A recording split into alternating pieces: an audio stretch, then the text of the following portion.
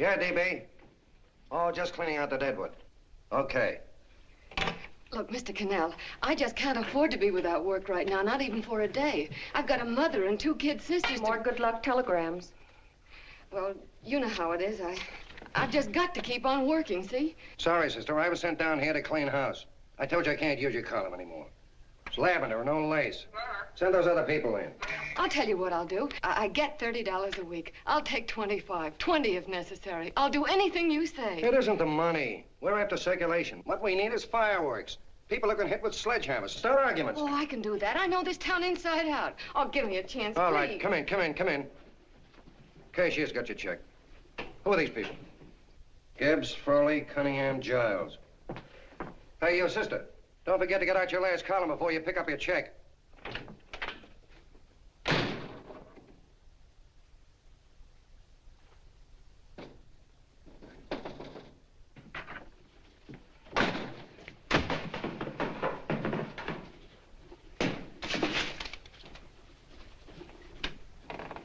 You're a couple of sticks shy in your column, man. Big rich slob like D.B. Norton buys a paper and 40 heads are chopped off. Did you get it, too? Yeah. You too? Oh, Joe. Oh, I'm sorry, darling. Why don't we tear the building down? Before you do, Ann, perhaps you'd better finish this column. Yeah, lavender and old lace. Wait, Joe. Wait. Wants fireworks, huh?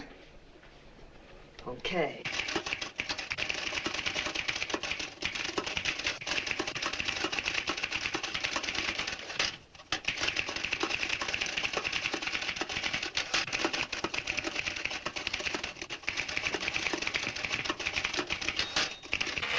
Here.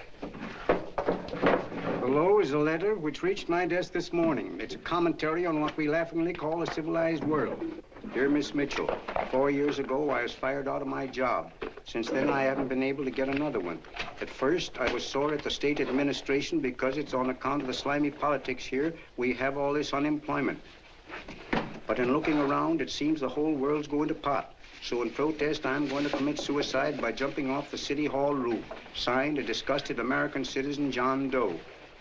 Editor's note, if you ask this column, the wrong people are jumping off the roofs. Hey, Ann, this is the old fakeroo, isn't it? Never mind that, Joe. Go ahead. Sorry.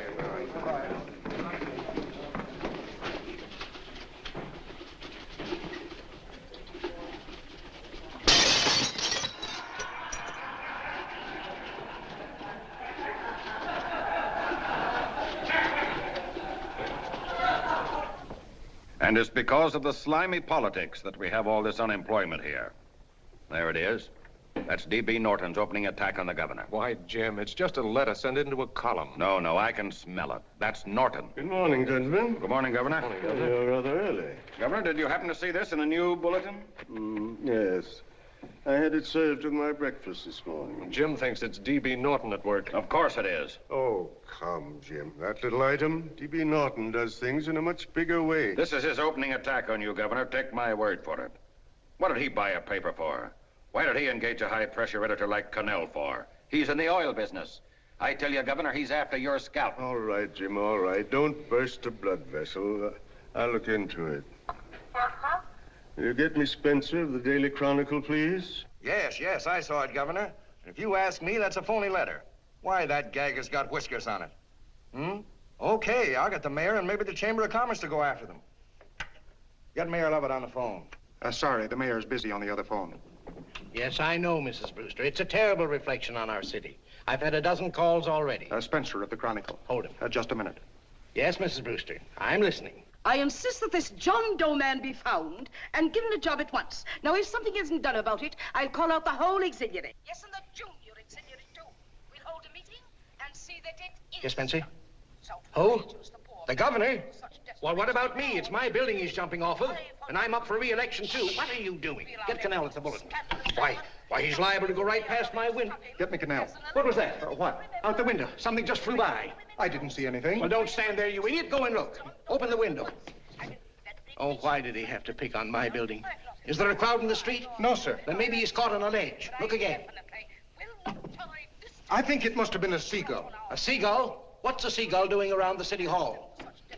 That's a bad omen, isn't it? Oh, no, sir. The seagull is a lovely bird. It's all right, Mrs. Brewster. It was just a seagull. Can I help? Nothing's happened yet. No, I'm watching. Don't worry, Mrs. Brewster. Just leave it all to me. Spencer, I'll call you back. Hello, Connell? What are you doing? This is the mayor. Yes, Mayor Lovett. How many times are you going to call me? I've got everybody and his brother and sister out looking for him. Did you see the box I'm running? An appeal to John Doe. Think it over, John. Life can be beautiful, says Mayor. If you need a job, apply to the editor of this paper and so forth and so forth. Okay, Mayor, I'll let you know as soon as I have something. What? Well, pull down the blinds.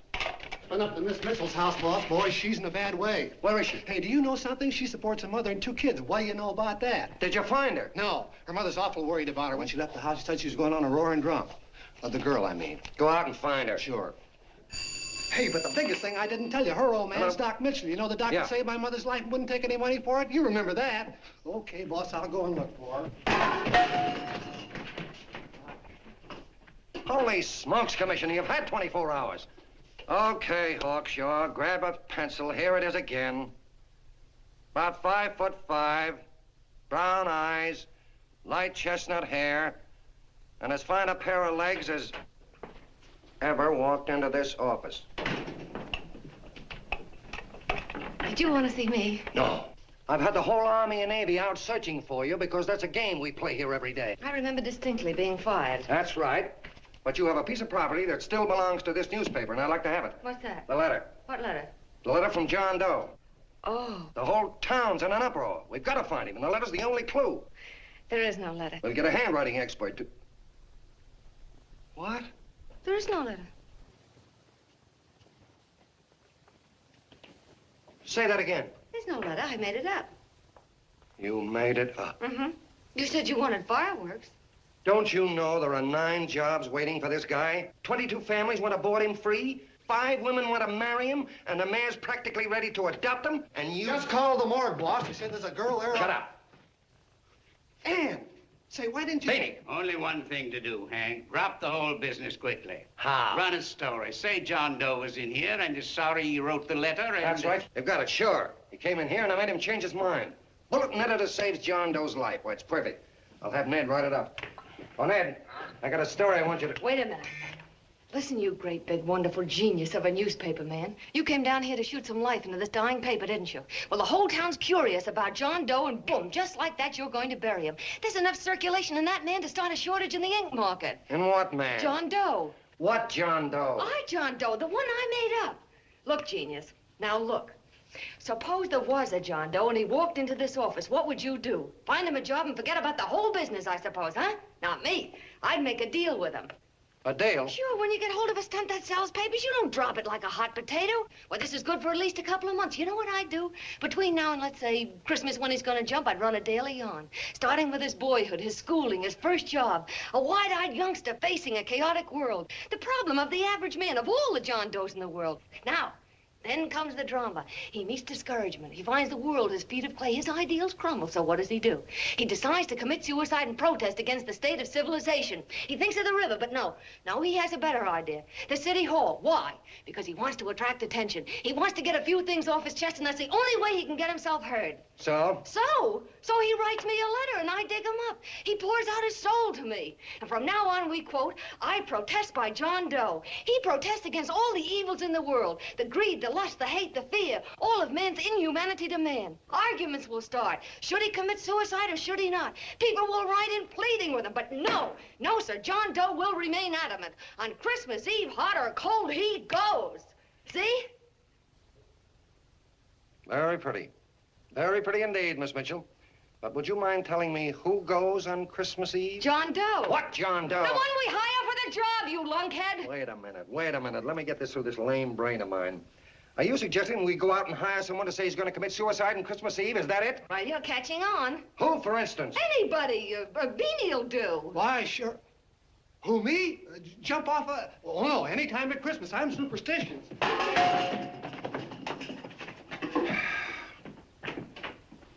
Miss Mitchell, do me a favor. Will you go on out and get married and have a lot of babies, but Stay out of newspaper business. Better get that story in, Hank. It's getting late. You're supposed to be a smart guy. If it was raining $100 bills, you'd be out looking for a dime you lost someplace.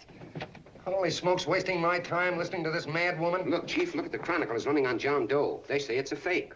Why, the no good that... John Doe story, amateur journalism. It's palpably phony. It's a wonder anyone is taking it serious. What do you think of those guys? That's fine. That's fine. Now fall right into their laps. Go ahead. Say John Doe walked in and called the whole thing off. You know what that's going to sound like on top of this. That's all, Ned. Thank you. All right. Amateur journalism, huh? Why, that bunch of sophomores, I can teach them more about... Hey, boss, get a load of this. What? Look. What do they want? They all say they wrote the John Doe letter. Oh, they all wrote the letter. Tell them all to wait. Look, Mr. Connell, one of those men is your John Doe. They're desperate and will do anything for a cup of coffee. Pick one out and you can make the Chronicle eat their words. I'm beginning to like this. If you ask me, Hank, you're playing around with dynamite. No. The gal's right. We can't let the Chronicle get the laugh on us. We've got to produce a John Doe now. Amateur journalism, huh? I'll show those guys. Sure, and there's no reason for them to find out the truth either, because naturally, I won't say anything. Okay, sister, you get your job back. Plus a bonus. What bonus? Oh, the bonus of $1,000 the Chronicle was going to pay me for this little document. You'll find it says that I, Ann Mitchell, hereby certify that the John Doe letter was created by me. I can read. Sorry. You think this is worth $1,000, do you? Oh, the Chronicle would consider it dirt cheap. Packs everything, including a gun. Okay, sister, you got yourself a deal. Now let's take a look at the candidates. The one we pick has got to be the typical average man. Typical American that can keep his mouth shut. Show me an American who can keep his mouth shut and I'll eat him. Okay, Beanie, bring him in one at a time.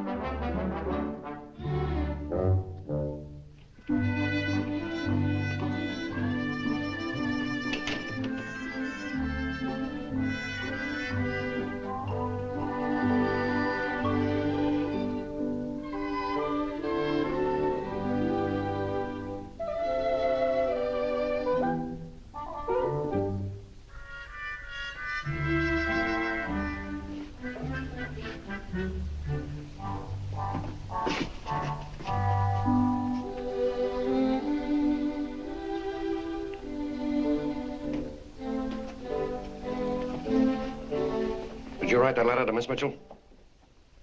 No, I didn't. What are you doing up here, then? Well, the paper says there were some jobs around loose. Thought there might be one left over. Had any schooling? Yeah, a little. What do you do when you work? I used to pitch. Baseball? Yeah, so my wing went bad. Where'd you play? Bush leagues, mostly. How about family? Got any family? No. Oh, just traveling through, huh? Yeah, me and a friend of mine. He's outside. Looks all right. It's perfect, a baseball player. What could be more American? I wish he had a family, though. Be less complicated without a family. Look at that face, it's wonderful. They'll believe him. Come on. What's your name? Willoughby. John Willoughby. Long John Willoughby, they called me in baseball. Would you like to make some money? Yeah, maybe. Would you be willing to say you wrote that letter and stick by it? I get the idea. Yeah, maybe. That's our man. He's made to order. I don't know. He don't seem like the kind of a guy that'd fall in line. When you're desperate for money, you do a lot of things, Mr. Connell. He's our man, I tell you. He's fainted. Get the water quickly. Hurry up, Pop. Oh. Right here, sit down. You all right? Yeah, I'm all right. How many is that, 6?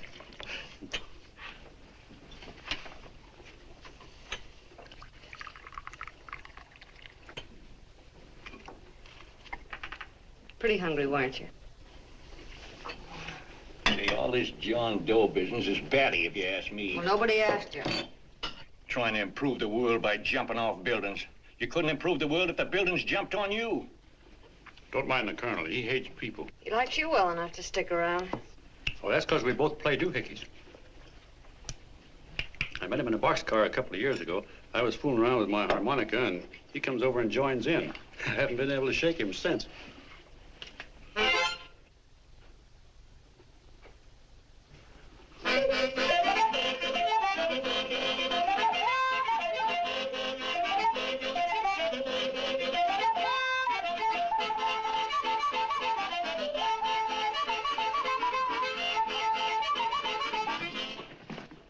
Here he is. No, you can't take pictures of him like that, eating a sandwich and with a beard. But he's going to jump off a building. Yes, but not because he's out of a job. That's not news. This man's going to jump as a matter of principle. Well, maybe you're right. We'll clean him up and put him in a hotel room under bodyguards. We'll make a mystery out of him. Did you speak to Mr. Norton? Thinks it's terrific. Says for us to go the limit. Wants us to build a bonfire under every big shot in the state. Oh, swell. Is that the contract? Yeah. What's he doing here? Friend of his. They play duets together. Duets? But can we trust him? Oh. I trust him. Oh, you trusted me. Well, that's fine. I suppose he trusts you, too. Oh, stop worrying. He's all right. Okay, but we don't want more than a couple of hundred people in on this thing. Now, the first thing I want is an exact copy of the John Doe letter in your own handwriting. I've got it already. Here. No, that's fine. Now, I want you to sign this agreement. It gives us an exclusive story under your name, day by day, from now until Christmas.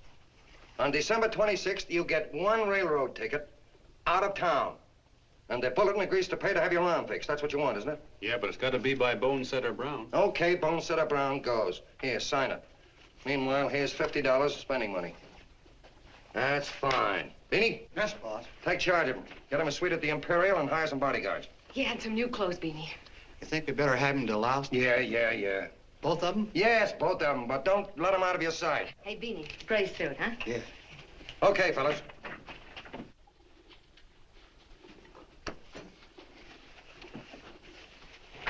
Take it easy, John Doe.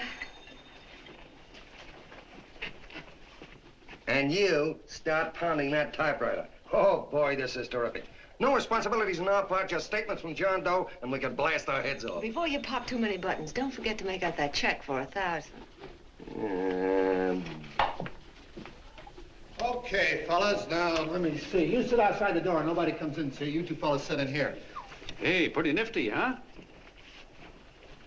You ain't gonna get me to stay here. Sure you are. No, sir. That spot under the bridge where we slept last night's good enough for me. Say, what'll I do with this baggage? Let's stick him in the bedroom. Give me mine, I ain't staying. You know, we were headed for the Columbia River country before all this John Doe business came up. You remember that, don't you? Sure, I remember. Say, your ears popped coming up in the elevator. Mine did. All along, John. I tell you, it's no good. You're gonna get used to a lot of stuff that's gonna wreck you. Why, that $50 in your pocket's beginning to show up on you already. And don't pull that on me, neither.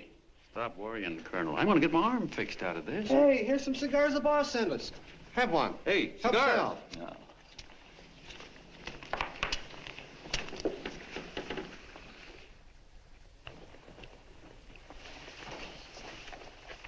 Say, I'll bet you even the major leaguers don't rate an outfit like this. Here, make yourself comfortable. Paper? I don't read no papers, and I don't listen to radios either. I know the world's been shaped by a drunken barber, and I don't have to read it. I've seen guys like you go under before. Guys that never had a worry. Then they got a hold of some dough and went goofy. The first thing that happens Hey, to a did you guy... get a load of the bedroom? No.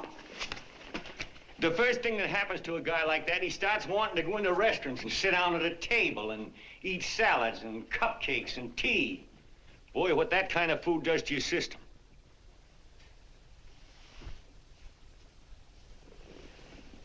The next thing the dope wants is a room.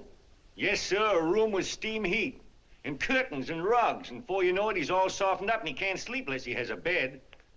Hey, stop worrying, Colonel. $50 ain't gonna ruin me. I've seen plenty of fellas start out with $50 and wind up with a bank account. Hey, what's the matter with the bank account anyway? And let me tell you, Long John, when you become a guy with a bank account, they got you. Yes, sir, they got you. Who's got him? The helots. Who? Hey, there's the City Hall tower I was supposed to jump off of. It's even higher than this. Who's got him? The helots. Woo! Hey, wait a minute! You're not supposed to jump till Christmas Eve. Do you want to get me in a jam? If it's going to get you in the jam, we'll do you a favor. I won't jump. And when they got you, you got no more chance than a road rabbit. Hey, who'd you say was going to get him? Say, is this one of those places where you ring if you want something? Yeah, just use the phone. Boy, I've always wanted to do this. Hey, Doc, look. Look, Doc. Give me that again, will you? Who's going to get him? The helots. Who are they? Listen, sucker, you ever been broke? Sure, mostly often. All right. You're walking along. Not a nickel in your jeans. You're free as the wind. Nobody bothers you. Hundreds of people pass you by in every line of business. Shoes, hats, automobiles, radios, furniture, everything. And they're all nice, lovable people. And they let you alone. Well, is that right? Then you get a hold of some dough, and what happens? All those nice, sweet, lovable people become helots. A lot of heels. They begin creeping up on you, trying to sell you something. They get long claws, and they get a stranglehold on you. And you squirm, and you duck, and you holler, and you try to push them away, but you haven't got a chance. They got you. First thing you know, you own things. A car, for instance. Now your whole life is messed up with a lot more stuff. You get license fees, and number plates, and gas, and oil, and taxes, and insurance, and identification cards, and letters, and bills, and flat tires, and dents, and traffic tickets, and motorcycle cops, and courtrooms, and lawyers, and fines, and 1,000,001 other things. And what happens? You're not the free and happy guy you used to be. You gotta have money to pay for all those things. So you go after what the other fellas got. And there you are. You're a helot yourself.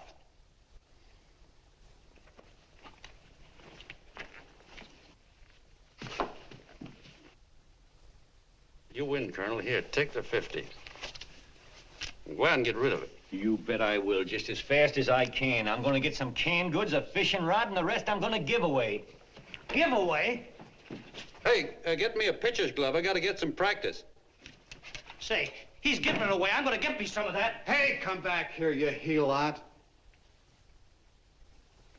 Well, you send up 5 hamburgers with all the trimmings, 5 chocolate ice cream sodas, and 5 pieces of apple pie. No, apple with cheese. Yeah, thanks.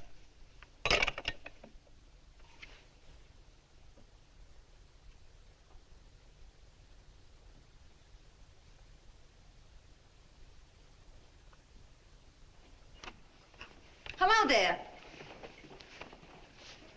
Well, well. If it isn't the man about town. All set, Miss Ann. Oh, yes. Let's go. Let's see, we want some action in these pictures. Action? That's good. No. This man's going to jump off a roof. Oh. Here, wait a minute. Let me comb your hair.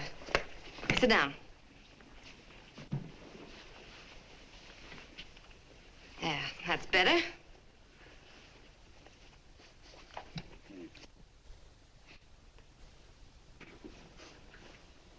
You know, he's got a nice face, hasn't he? Yeah, he's pretty.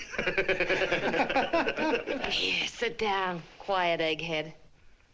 All right, now a serious expression. Can't. I'm feeling too good. Oh, come on now. This is serious. You're a man disgusted with all of civilization. With all of it? Yes, you're sore at the world. Come on now. Oh, crabby guy, huh? Yeah. No.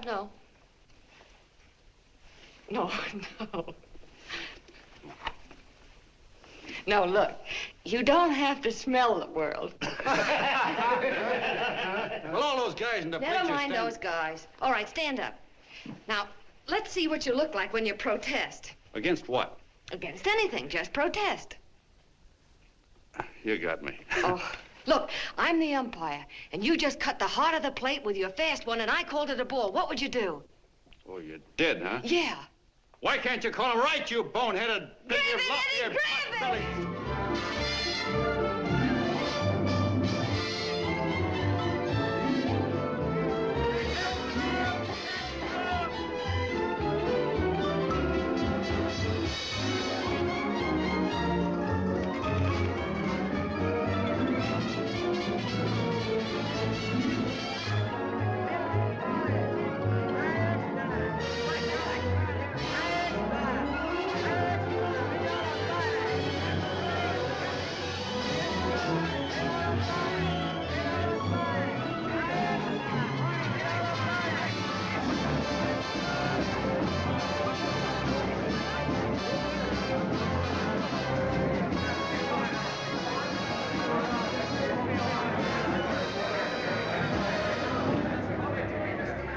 don't care whose picture they're publishing.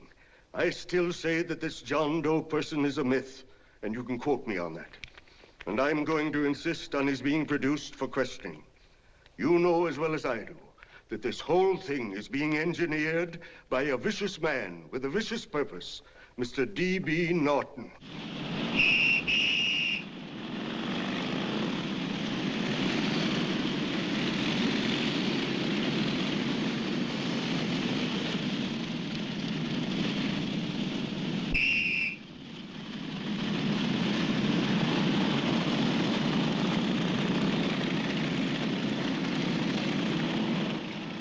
Connell and Miss Mitchell are at the house, sir. Oh, they are? All right, come on.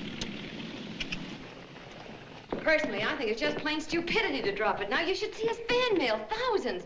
Why, it's going over like a house afire. What are you afraid of, Connell? It's doubled our circulation. Yeah, but it's got everybody sore. Ads are being pulled. The governor's starting a libel suit. What's more, they all know John Doe's a phony, and they insist on seeing Well, what about it? Let them see him. We'll go on one better. They can also hear him. You own a radio station, Mr. Norton. Why not put him on the air? Watch out for this damn DB. She'll drive you batty. Oh, Look, what? we can't let him get to this Bush League pitcher and start pumping him. Good night. Now, tell him what that screwball might do. I walk in yesterday, here he is, standing on a table with a fishing pole, fly casting. Take my advice and get him out of town before this thing explodes in our faces. If you do, Mr. Norton, you're just as much of a dumb cluck as he is. Excuse me. No, you got yourself a meal ticket and you hate to Sure, let it's go. a meal ticket for me, I admit it, but it's also a windfall for somebody like Mr. Norton who's trying to crash national politics. That's what you bought the newspaper for, isn't it? You want to reach a lot of people, don't you? Well, put John Doe in the air and you can reach 130 million of them. He can say anything he wants and they'll listen to him. All right, we'll forget the governor and the mayor and all the small fry like that. This can arouse national interest. If he made a hit around here, he can do it every place else in the country. And you'll be pulling the strings, Mr. Norton. Go down to the office and arrange for some radio time. What, DB, you're not going to as fall... soon as possible. Okay, I just came in to get warm myself. Come on, let's go. Don't you go. I want to talk to you.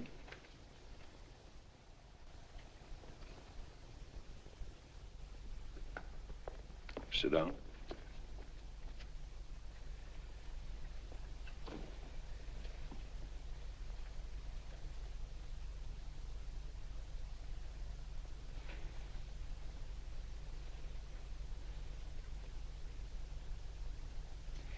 Hey, this John Doe idea was yours, huh? Yes, sir.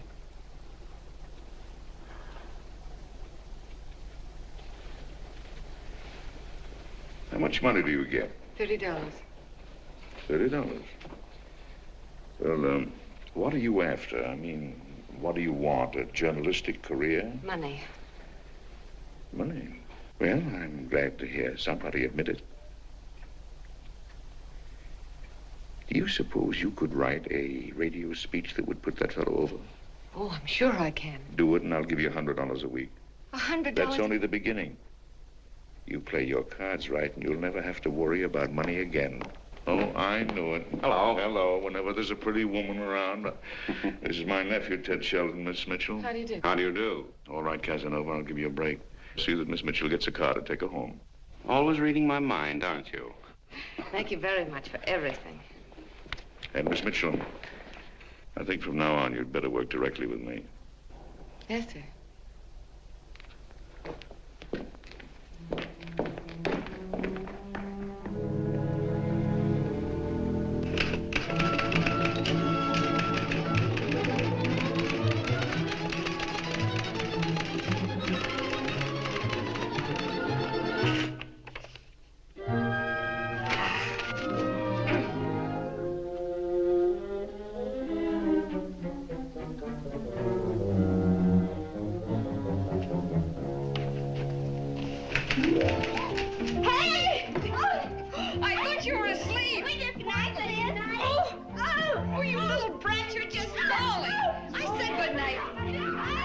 Come, children. It's past your bedtime. Come on, Mama.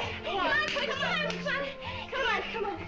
Now, scooch off the Stick your bed. fork through me. I'm done. I'll never get this speech right. Oh, yes, you will, Ann, dear. You're very clever. Yeah, I know. What are you looking for? Your purse, I need $10. What for? I gave you 50 just the other day. Yes, I know, dear, but Mrs. Burke had her baby yesterday. 9 pounds. And there wasn't a thing in the house. And then the community chest lady came. And the 50's all gone, huh? Who's the 10 for? The Websters. The Websters. You remember those lovely people your father used to take care of. I thought I'd buy them some groceries. Oh, Anne, dear, it's a shame those You're marvelous, Ma. You're just like Father used to be. Do you realize a couple of weeks ago we didn't have enough to eat ourselves? Well, yes, I know, dear, but these people are in such need. And we have plenty now. If you're thinking of that $1,000, forget it. It's practically all gone. We owed everybody in town. Now, you just got to stop giving all your money away. Oh, Anne, dear. Oh, I'm sorry, Ma. Oh, don't pay any attention to me. I guess I'm just upset about all this. Gee whiz, here I am with a great opportunity to get somewhere, to give us security for once in our lives, and I'm stuck. If I could put this over, your Mrs. Burke can have 6 babies. You mean this speech you're writing? Yeah, I don't know. I simply can't get it to gel. I created somebody who's going to give up his life for a principle. Hundreds of thousands of people are going to listen to him over the radio. And unless he says something that's sensational, it's just no good. Well, honey, of course, I don't know what kind of a speech you're trying to write, but judging from the samples I've read, I don't think anybody will listen. What? Darling, there's so many complaining political speeches. People are tired of hearing nothing but doom and despair on the radio. If you're going to have him say anything, why don't you let him say something simple and real, something with hope in it? If your father were alive, he'd know what to say. Oh, yeah. Father certainly would. Wait a minute.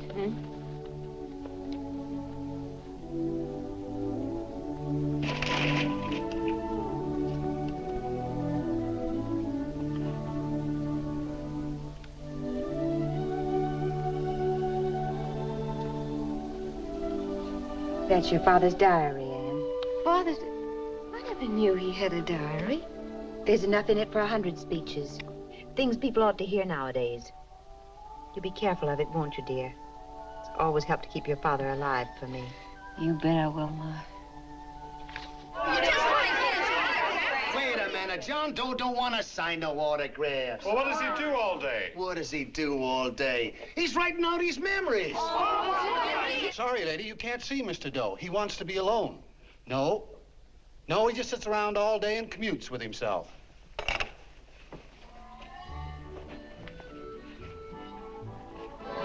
Oh!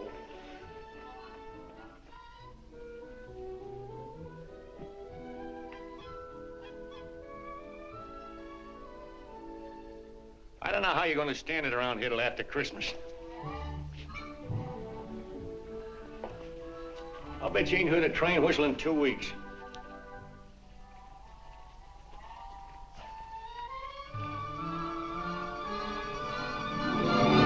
Steam right!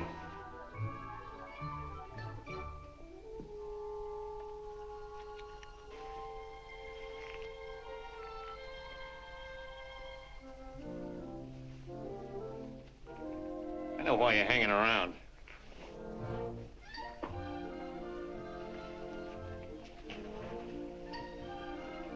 You're stuck on the girl. That's all a guy needs is to get hooked up with a woman.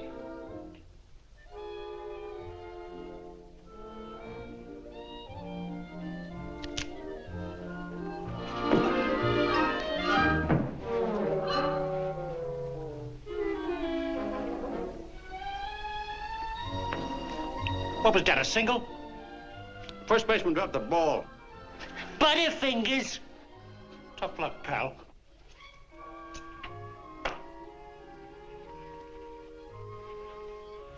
Guy has a woman on his hands. First thing he knows, his life is balled up with a lot more things. Furniture and...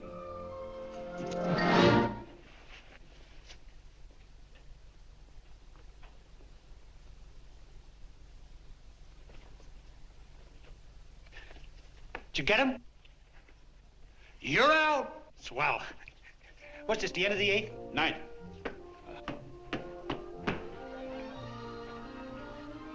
Hey, Beanie, there's a couple of mugs from the Chronicle snooping around out here. Huh. Come on, Angel Face. Gangway. What's the score, Angel Face? 3-2, our favor. Gee, that's great.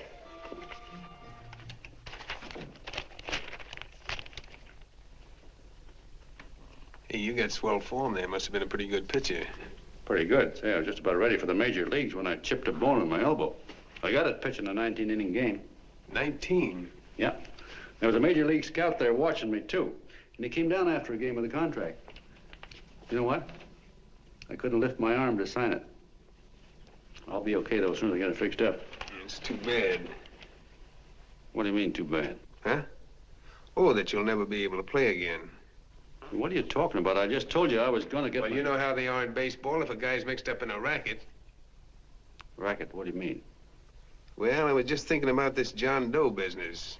Why, as soon as it comes out it's all a fake, you'll be washed up in baseball, won't you? Yeah. Hey, doggone. I never thought about that.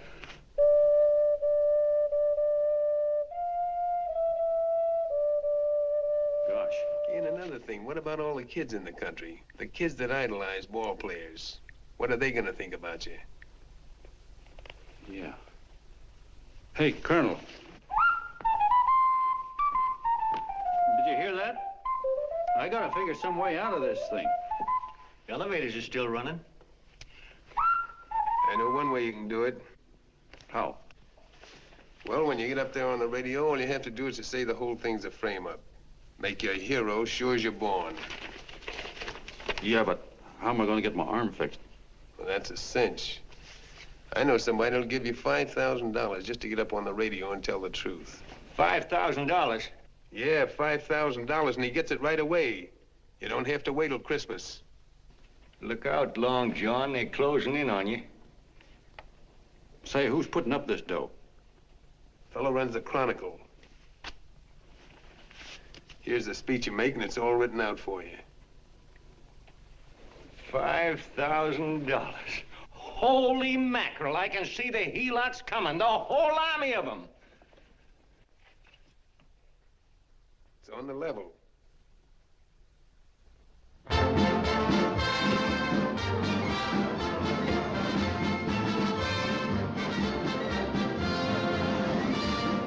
No, I'm sorry. Tickets for the broadcast are all gone. Phone the bulletin. Sorry, no more tickets left.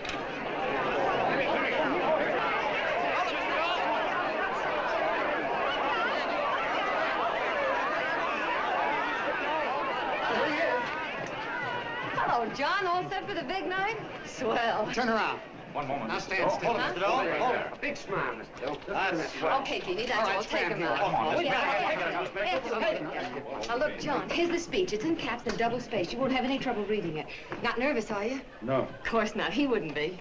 Who? John Doe, the one in there. Hey, don't let your knees rattle. It picks up on the mic. Oh, Beanie, you needn't be nervous, John. All you have to remember is to be sincere. Pick up that phone, Miss Mitchell. It's for you. Okay. Hello? Yes, Mother. Oh, thank you, darling. Oh, there he is, the poor dear man. Oh, good luck to you, Mr. Doe. We want you to know that we're all for you. The girls all decided that you're not to jump off any roof. Even if we have to, we'll stop it. You got the speech I gave you? Yeah. Now, look. I'll give this money to the colonel just as soon as you get started. We'll have a car waiting at the side entrance for you. Okay. How'd you get in here? Huh? Oh, I just came in to wish him luck. Come on, out. Mother says good luck, too. John, when you read that speech, please believe every word of it. He's turned out to be a wonderful person, John. Who? John Doe, the one in the speech. Oh. You know something? I've actually fallen in love with him. All right, there he is, sister. Now, come on, plenty of room. What's the idea? No, that's too much. Not so much. Come on, that's it. Oh, this is no time for cheap publicity, Mr. Connell. Listen, if that guy lays an egg, I want to get something out of it.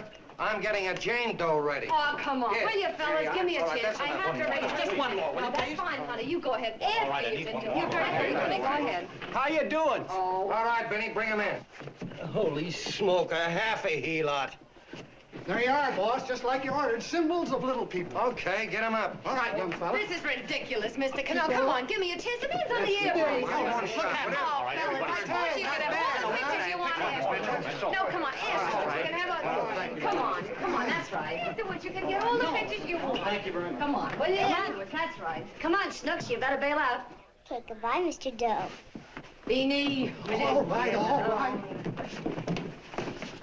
Better get ready. 1 minute to go. Wow, 1 minute to go and the score is nothing to nothing. Now, please, John, you won't let me down, will you? Will you? Of course you won't. If you'll just think of yourself as the real John Doe. Listen, everything in that speech are things a certain man believed in. He was my father, John. When he talked, people listened. And they listened to you, too. Funny. You know what my mother said the other night? She said to look into your eyes, that I'd see Father there. Hey, what do you say? Okay, we're coming. Come on. Now, listen, John, you're a pitcher. Now get in there and pitch. Good luck. Give him room, let him through. Come on.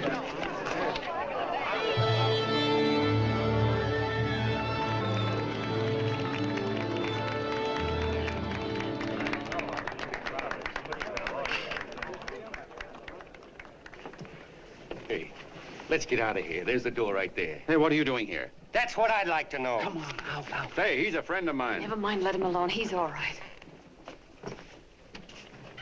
I'll be right over there pulling for you. No, John, over here.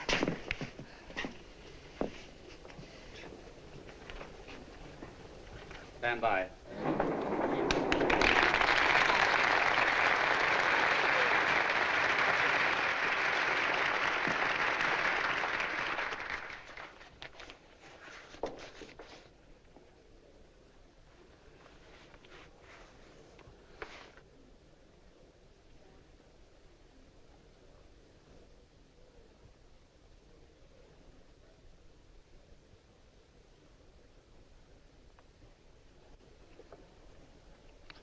Phone the Chronicle. Tell them to start getting those extras out.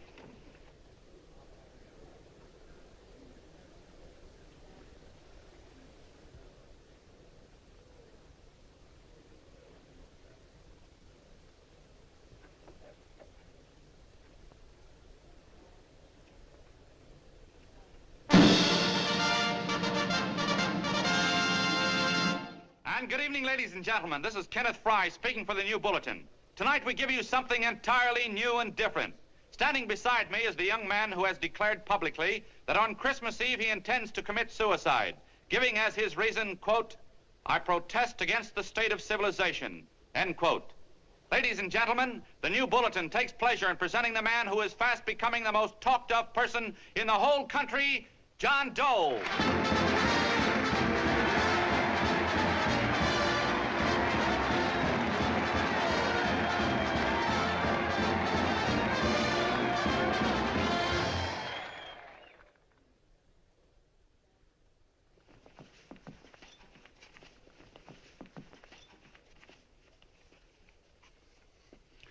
Ladies and gentlemen, I am the man you all know as John Doe. I took that name because it seems to describe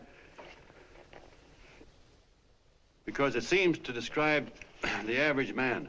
And that's me. And that's me. Well, it was me before I said I was going to jump off the city hall roof at midnight on Christmas Eve. Now I guess I'm not average anymore. Now I'm getting all sorts of attention. From big shots, too. We've been double-crossed. The mayor and the governor, for instance. They don't like those articles I've been writing. You're an imposter, young fellow. That's a pack of lies you're telling. Who wrote that speech for you?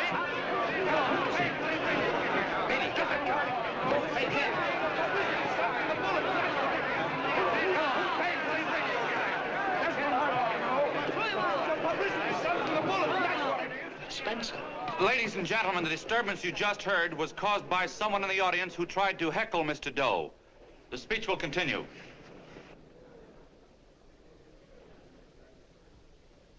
Well, people like the governor and that fellow there can stop worrying. I'm not going to talk about them. I'm going to talk about us, the average guys, the John Does. If anybody should ask you what the average John Doe is like, you couldn't tell him because he's a million and one things. He's Mr. Big and Mr. Small. He's simple and he's wise. He's inherently honest, but he's got a streak of larceny in his heart. He seldom walks up to a public telephone without shoving his finger into the slot to see if somebody left a nickel there.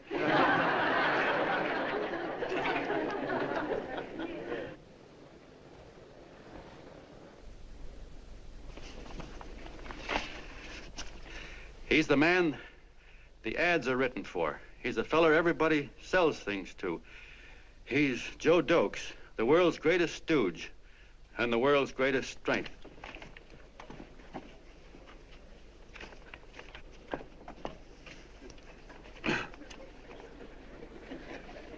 Yes, sir. Yes, sir, we're a great family, the John Does. We are the meek who are supposed to inherit the earth. You'll find us everywhere. We raise the crops, we dig the mines, work the factories, keep the books, fly the planes, and drive the buses. And when a cop yells, "Stand back there, you," he means us, the John Does. Well, what kind of a speech is that? Didn't you read it? We've existed since time began. We built the pyramids. We saw Christ crucified, pulled the oars for Roman emperors, sailed the boats for Columbus, retreated from Moscow with Napoleon, and froze with Washington at Valley Forge. Yes, sir. We've been in there dodging left hooks since before history began to walk.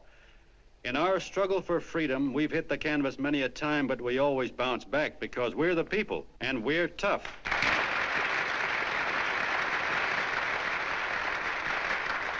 They've started a lot of talk about free people going soft, that we can't take it. That's a lot of hooey. A free people can beat the world at anything, from war to tiddlywinks, if we all pull in the same direction.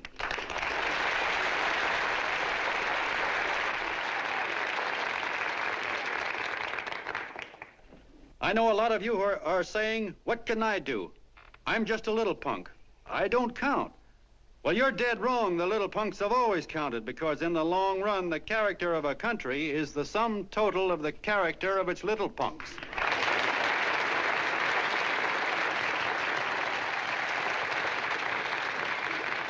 But we've all got to get in there and pitch. We can't win the old ball game unless we have teamwork. And that's where every John Doe comes in. It's up to him to get together with his teammate. And your teammate, my friends, is the guy next door to you. Your neighbor. He's a terribly important guy, that guy next door. You're going to need him, and he's going to need you, so look him up. If he's sick, call on him. If he's hungry, feed him. If he's out of a job, find him one. To most of you, your neighbor is a stranger, a guy with a barking dog and a high fence around him. Now, you can't be a stranger to any guy that's on your own team. So tear down the fence that separates you. Tear down the fence, and you'll tear down a lot of hates and prejudices. Tear down all the fences in the country, and you'll really have teamwork.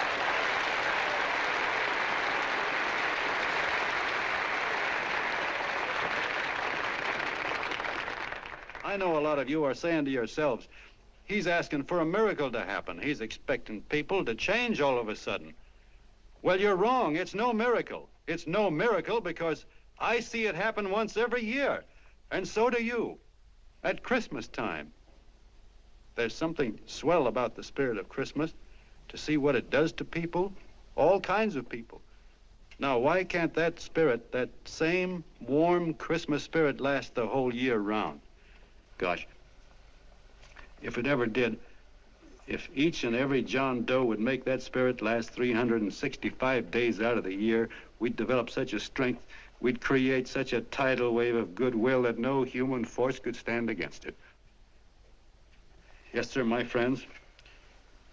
The meek can only inherit the earth when the John Does start loving their neighbors. You better start right now. Don't wait till the game is called on account of darkness. Wake up, John Doe. You're the hope of the world.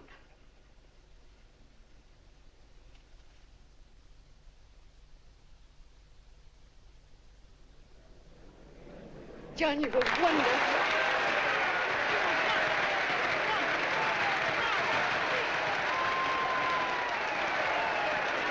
Let's get out of here. Now you're talking.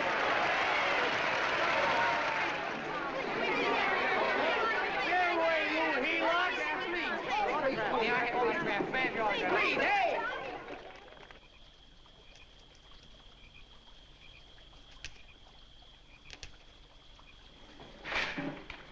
I knew you'd wake up sooner or later. Boy, am I glad we got out of that mess. I had the $5,000 sewed up. Could have been on my way to old Doc Brown. You're a pitcher, John, she says. Now, go in there and pitch. What a sucker. Yeah, she's a heel-out just like the rest of them. It's lucky you got away from her. What was I doing up there making a speech anyway? Me, huh? Geez, the more I think about it, the more I could... Tear down all the fences. Why, if you tore one picket off of your neighbor's fence, he'd sue you. $5,000 had it right in my hand. What do you mean he ran away? Well, go after him, find him. That man is terrific.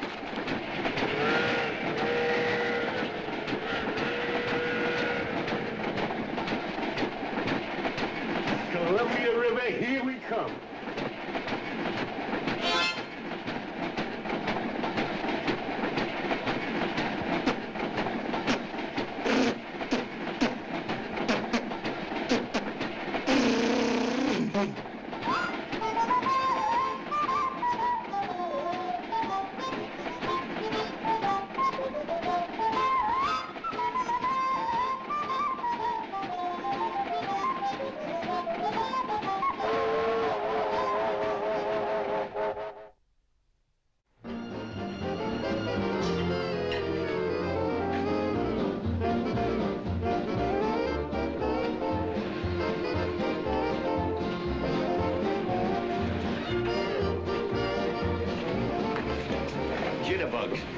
Yeah.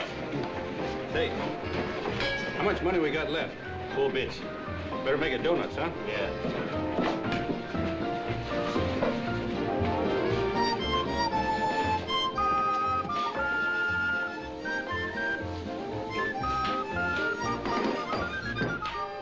Willoughby, gents.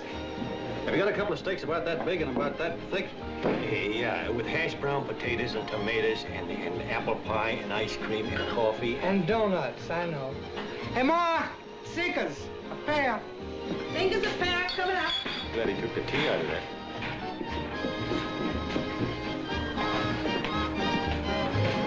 Hey, look. Join the John Doe Club. John Doe Club?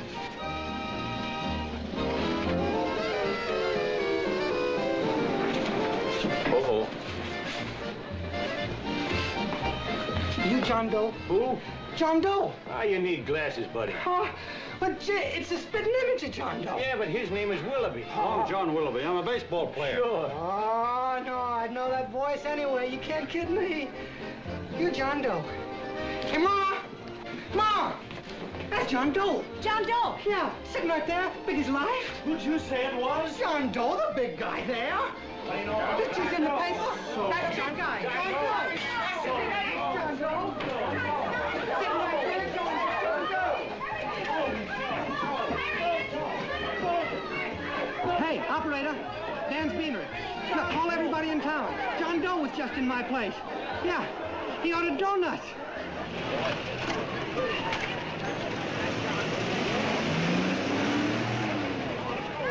John Doe. Let's see John Doe. Come on.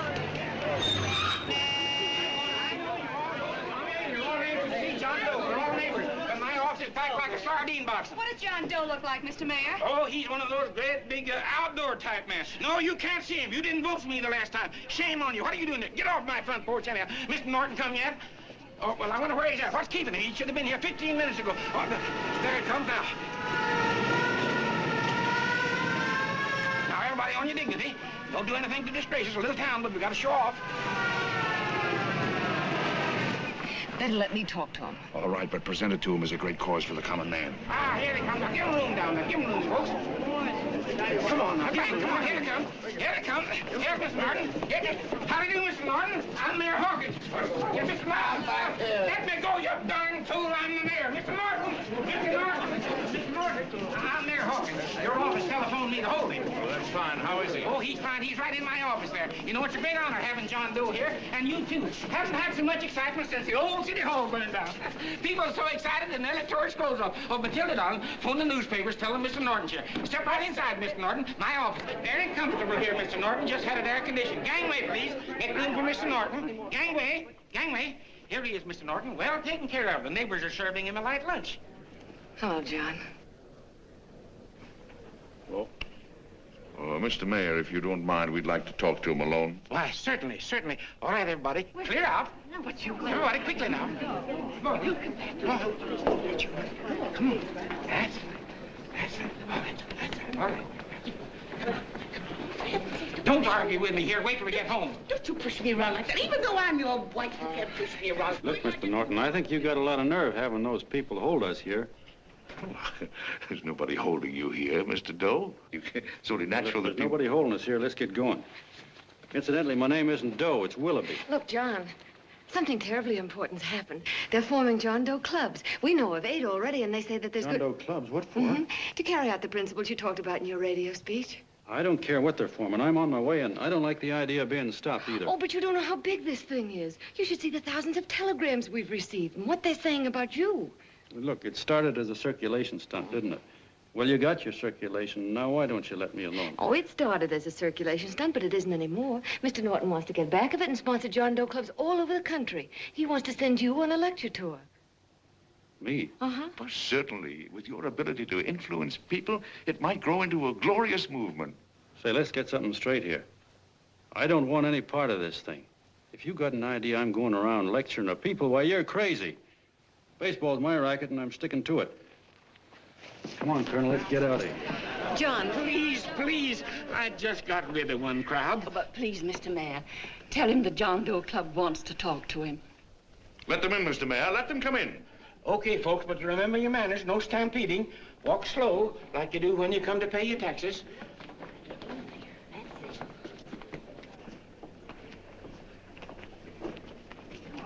Okay. All right, give me a chance. Come right in. My name's Bert Hanson, Mr. Doe. I'm the head soda jerker at Schwabacker's drugstore.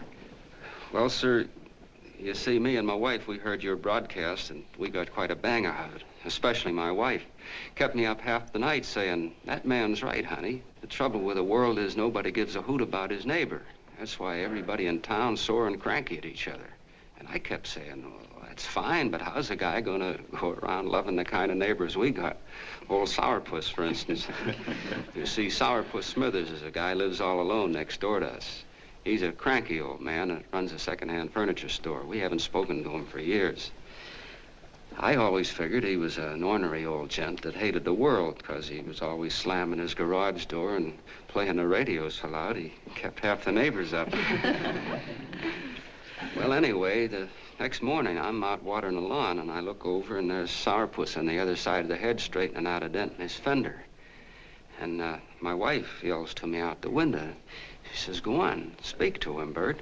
And I figured, well, heck, I can't lose anything, so I yelled over to him, good morning, Mr. Smithers. He went right on pounding his fender. Was I burned? So I turned around to give my wife a dirty look, and she said, louder, louder, he didn't hear you. So in a voice you could have heard in the next county, I yelled, good morning, Mr. Smithers. Well, sir, you could have knocked me over with a feather. Old Sourpuss turned around, surprised-like, and he put on a big smile, came over and took my hand like an old lodge brother, and he said, good morning, Hanson. I've been wanting to talk to you for years, only I thought you didn't like me. And then he started chatting away like a happy little kid, and he got so excited his eyes all... Well, Mr. Doe, before we got through, I found out Smithers is a swell egg, only he's pretty deaf, and that accounts for all the noises. And he says it's a shame how little we know about our neighbors. And then he got an idea. And he said, how's about inviting everybody someplace where we can all get together and know each other a little better? Well, I'm feeling so good by this time, I'm ripe for anything. So Smithers goes around the neighborhood inviting everybody to a meeting at the schoolhouse. And I tell everybody that comes in the store, including Mr. Schwabacker, my boss. I'm talking too much. Well, I'll be doggone if over 40 people don't show up. Of course, none of us knew what to do, but we sure got a kick out of seeing how glad everybody was just to say hello to one another. Tell him about making Sourpuss chairman. Oh, yeah, we made Sourpuss chairman and decided to call ourselves the John Doe Club. And say, incidentally, this is my wife. Come here, honey. This is my wife, Mr. Doe. How do you do, Mr. Doe? Sourpuss is here, too. Oh, is he? This is Sourpuss, or excuse me, Mr. Smithers, Mr. Doe. That's all right. If you didn't call me Sourpuss, it wouldn't feel natural. Well, anyway, I guess nearly everybody in the neighborhood came except the Delaney's. The Delaney's live in a big house with an iron fence around it, and they always keep their blinds drawn. And we always figured that he was just an old miser that sat back counting his money, so why bother about inviting him? Until Grimes, the milkman, spoke up and he said, say, you've got the Delaney's all wrong. And then he tells us about how they canceled their milk last week and how when he found a note in the bottle, he got kind of curious-like and he sort of peeked in under the blinds and found the house was empty. If you ask me, he says, they're starving. Old man Delaney has been bringing his furniture over to my place at night, one piece at a time, and selling it. Yeah. And, well, sir, a half dozen of us ran over there to fetch him, and we brought him to the meeting. And what a reception they got. Why, everybody shook hands with him and made a fuss over him, and, well, finally, Mr. and Mrs. Delaney just sat right down and cried. And then we started to find out about a lot of other people. Yeah, sure. Well, you know Grubel, for instance. Grubel's here. See? Yeah, that's a... Of course, you don't know Grubel, but he's the man that everybody figured was the worst no-account in the neighborhood because he was living like a hermit and nobody would have anything to do with him. That isn't little Murphy. The postman told us the truth. Why, Grubel, he says, he lives out of garbage cans because he won't take charity, because it'd ruin his self-respect, he says. Just like you said on the radio, Mr. Doe. Well, sir, about a dozen families got together and gave Grubel a job watering their lawns. Isn't that wonderful? And then we found jobs for 6 other people, and they've all gone off for relief. Yeah, and my boss, Mr. Schwabecker, made a job in his warehouse for old man Delaney. And he gave you that $5 raise. Yeah, wasn't that swell? Why, Bert, I feel slighted. I'd like to join, but nobody asked me. I'm sorry, Mayor, but we voted that no politician could join. Just the John Does of the neighborhood, because you know how politicians are. Well, the reason we wanted to tell you this, Mr. Doe, was just to give you an idea of what you started. And from where I'm sitting, I don't see any sense in you jumping off any building. No. Well, thank you for listening. Goodbye, Mr. Doe. You're a wonderful man, and it strikes me you can be mighty useful walking around for a while. Hey, goodbye, Mr. Doe. Goodbye, Mr. Doe.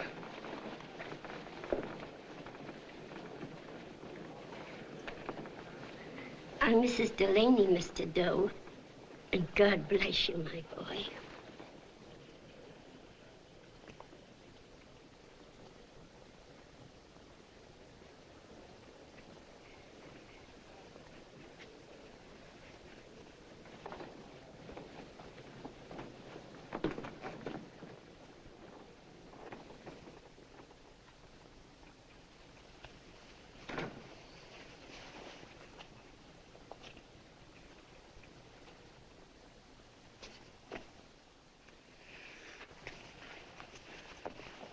Gee whiz, I'm all mixed up. I don't get it. Look, all those swell people think I'm going to jump off a building or something. I never had any such idea. Gosh. The fellow'd have to be a mighty fine example himself to go around telling other people how to... Say, look, what happened the other night was on account of Miss Mitchell here. She wrote the stuff. Don't you see what a wonderful thing this can be? But we need you, John. You're hooked. I can see that right now. They got you. Well, I'm through. For 3 years, I've been trying to get you up to the Columbia River country. First, it was your glass arm. Then it was the radio. And now it's the John Doe clubs. Well, I ain't waiting another minute. Gangway, you helots. Hey, Colonel, wait a minute. Oh, please. Hey, Colonel! I want you personally to go along with John Doe and Miss Mitchell and handle the press and the radio. Me? Yes, I don't want to take any chances. And Johnson. Yes, Stevie? Your crew will do the mop-up job. They'll follow John Doe into every town, see that the clubs are properly organized and the charter's issued. Right. There are only 8 flags up there now. I want to see that map covered before we get through.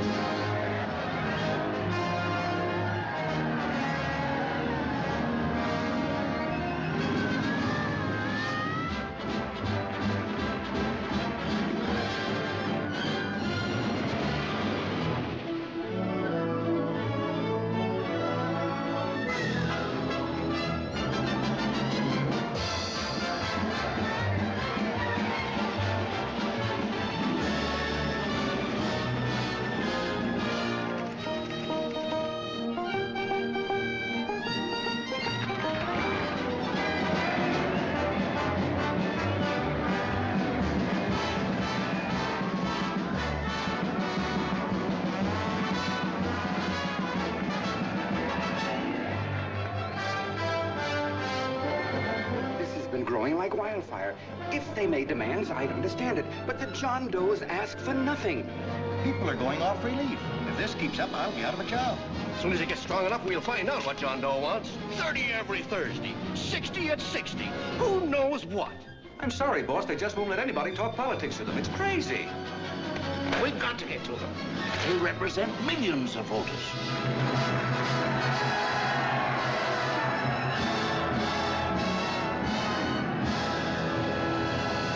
I tell you, ladies and gentlemen, this thing has been nothing short of a prairie fire. We've received so many applications for charters to the John Doe clubs, we haven't been able to take care of them. I'd hate to have that many pins stuck in me. This John Doe convention is a natural. It's going to put our city on the map. Why, over 2,400 John Doe clubs are sending delegates. Can you imagine that? You, Mr. Mayor, will be the official host. You will make the arrangements for decorating the city, parades, and a reception for John Doe when he gets home. And don't wear your high hat. No high hat? No high hat. And from you, Connell, I want a special John Doe edition every day until the convention is over. And now, if you will, please step into the outer office and look your prettiest because there are photographers there to take pictures of this committee. Don't worry, Libby. Everything will be taken care of. Isn't it all too wonderful? Gather down here in a nice group now. Get a nice picture of you. Oh, Mr. Mayor, would you step down in front row, please? You ladies get close to him. That's it. Well, I don't get it. Get what? Look, DB, I'm supposed to know my way around. This John Doe movement has cost you a fortune.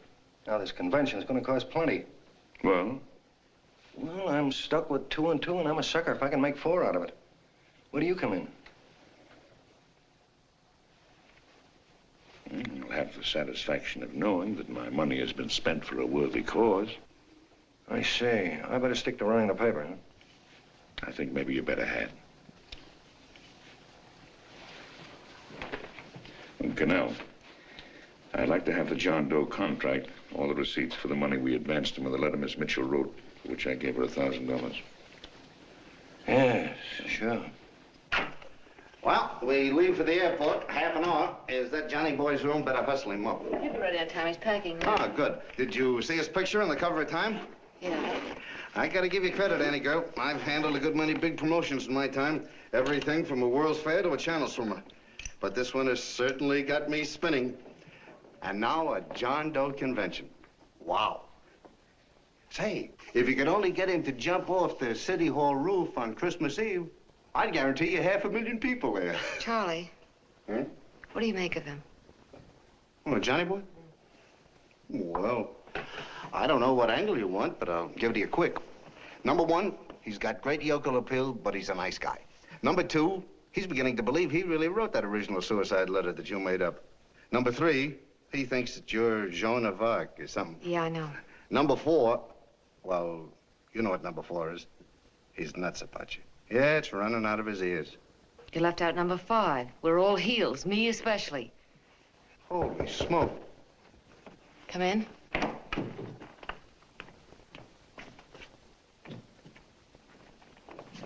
Small pack. Good. I'll go and get Beanie Boy. Okay, Charlie boy.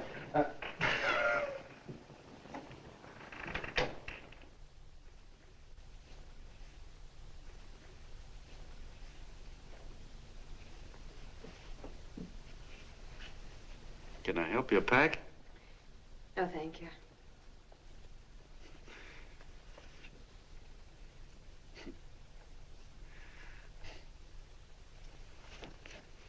Do you care if I sit down out here? No.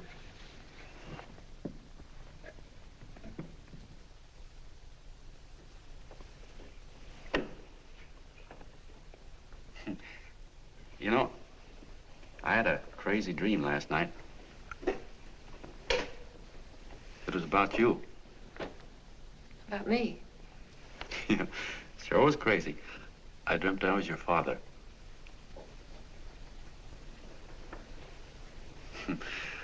There was something I was trying to stop you from doing.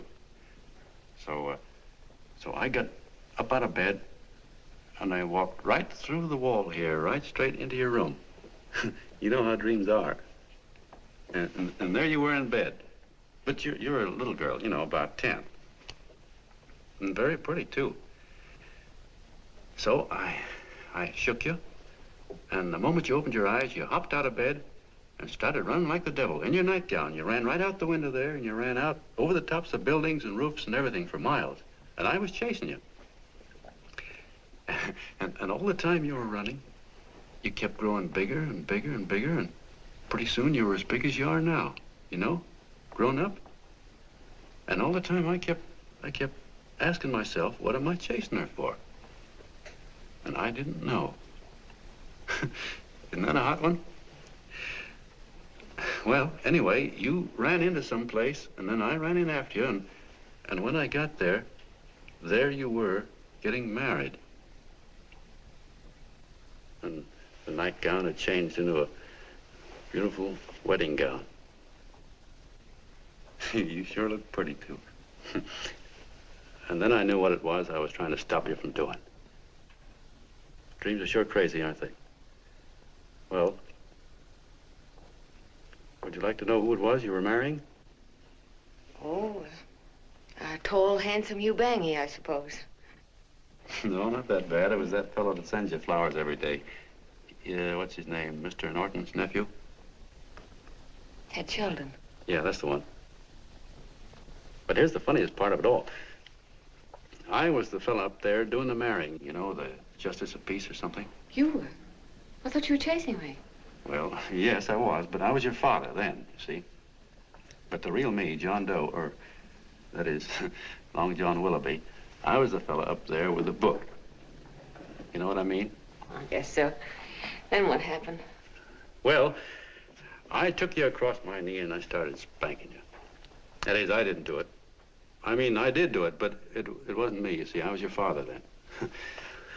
Well, I held you across my knee and I said, Annie, I won't allow you to marry a man that's just rich or that has his secretary send you flowers.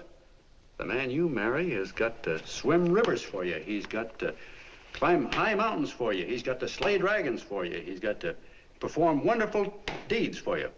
Yes, sir. And all the time, the guy up there, you know, with the book, me, just stood there nodding his head.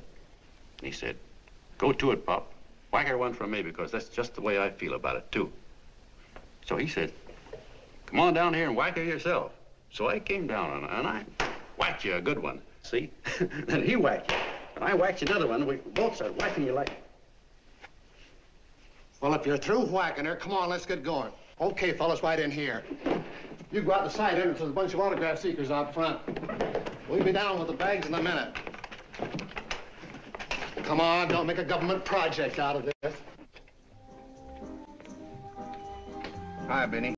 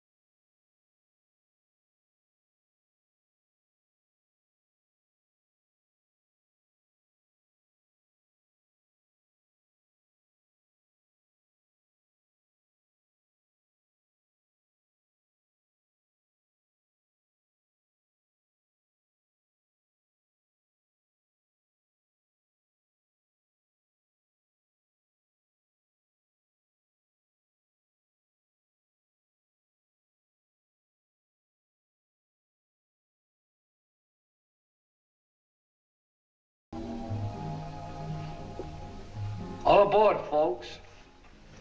That's what I said, it's fine. Yes, yeah, that's true. Oh, somebody else sitting here? No, that's your seat. And this is your coat. Mine? A little token of appreciation. Oh. Oh, it's beautiful, D.B. Well, I don't quite know what to say. Well, don't say anything at all. Just sit down. Oh. Go ahead, open it. Oh. lovely. And a new contract goes with it.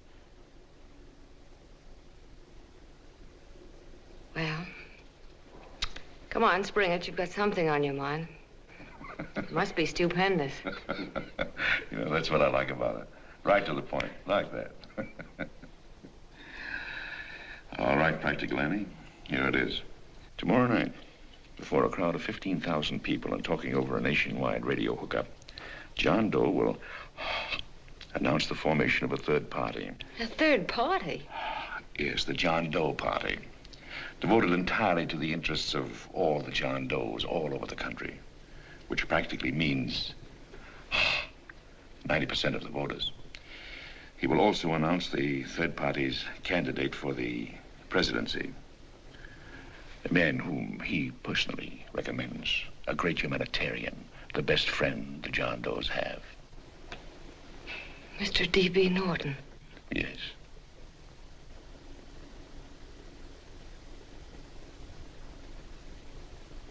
Wow.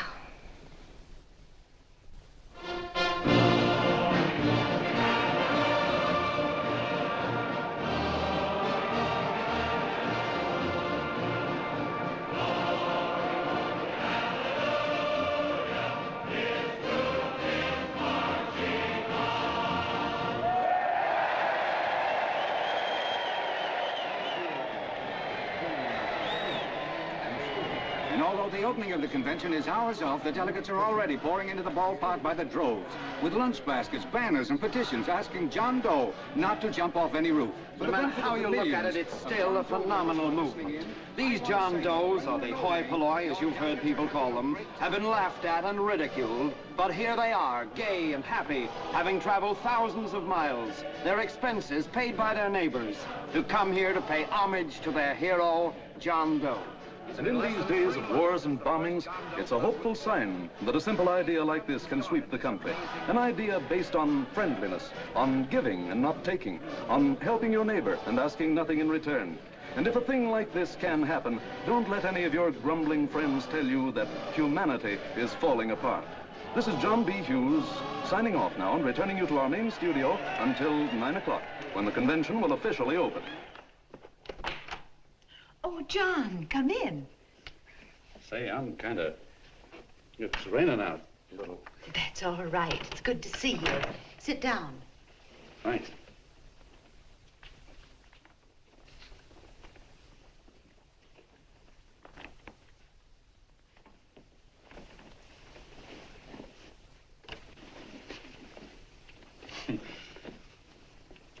It's for Anne.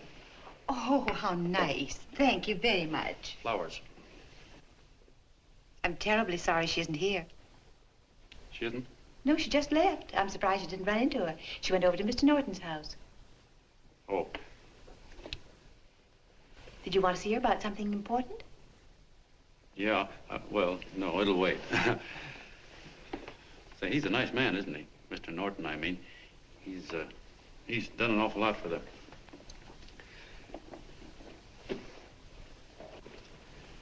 Well, say, my coat's pretty wet. I'm afraid I might have wet the couch a little.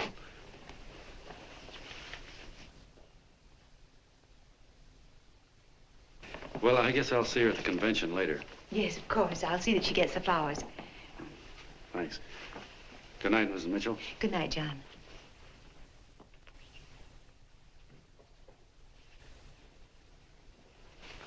Say, Miss Mitchell, I'm kind of glad Anne isn't here. You see, I came over here hoping to see her alone, and kind of hoping I wouldn't, too, you know what I mean? There was something I wanted to talk to her about. But, well, it'll wait, I guess. Good night. Good night, John. Say, look, Mrs. Mitchell, have you ever been married? Oh, I'm sure you have. Gosh, that's pretty silly. I guess you must think I'm kind of batty. Well, I guess I'd better be going at that. John, my husband said, I love you. Will you marry me? You did? What happened? I married him. Well, yeah, that's what I mean, see? It was easy as all that, huh? Uh-huh. Yeah, but look, Mrs. Mitchell, you know, I love Ann, and it's going to be awfully hard for me to say it because, well, you know, she's so wonderful. And, well, the best I ever was a Bush League pitcher. And, you know, I think she's in love with another man, the one she made up. You know, the real John Doe. Well, that's pretty tough competition. I bet you he'd know how to say it all right.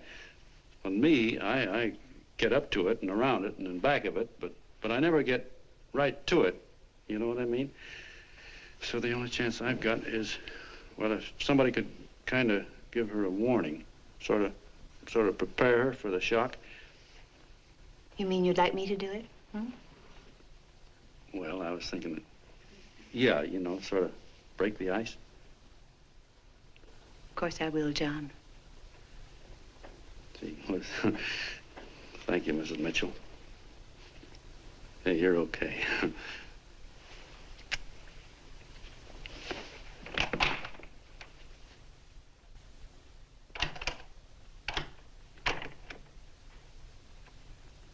This John Doe meeting is going to be one of the biggest things that ever happened. Why, they're coming from all over. Trains, boxcars, wagons. Look out! Hello, bodyguards. Hey, had your dinner yet? Not yet. Oh, that's all right. Well, look, no, go ahead and have your dinner. Wait a minute, John.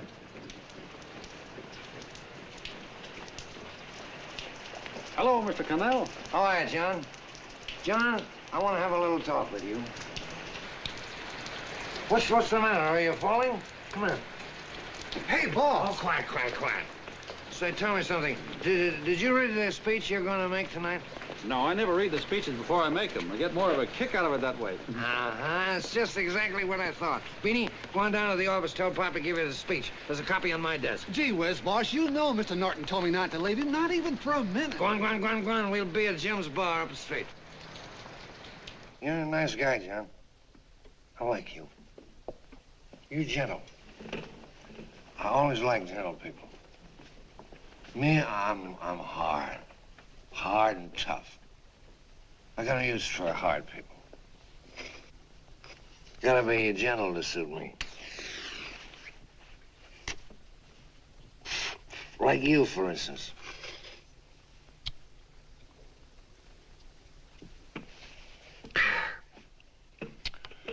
Yep, I'm hard.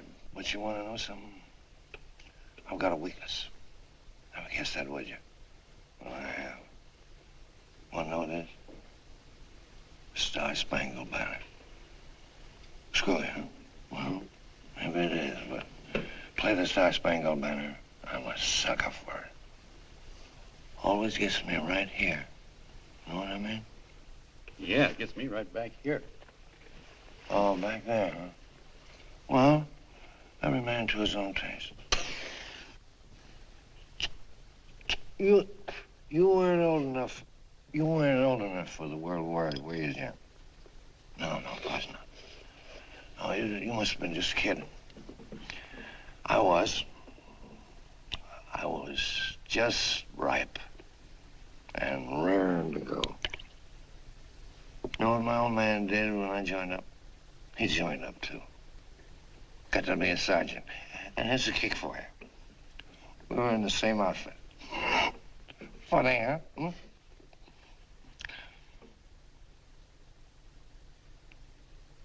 He was killed, John. I saw him get it. I was right there, and I saw it with my own eyes.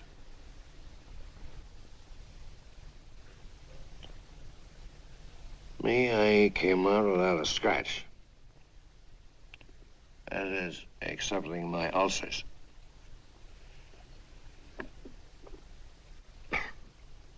I should be drinking milk, you know. This stuff is poison. Hey, Tubby. Yes, Mr. Connell? What do you say, huh? All right. Yep, I'm a sucker for this country.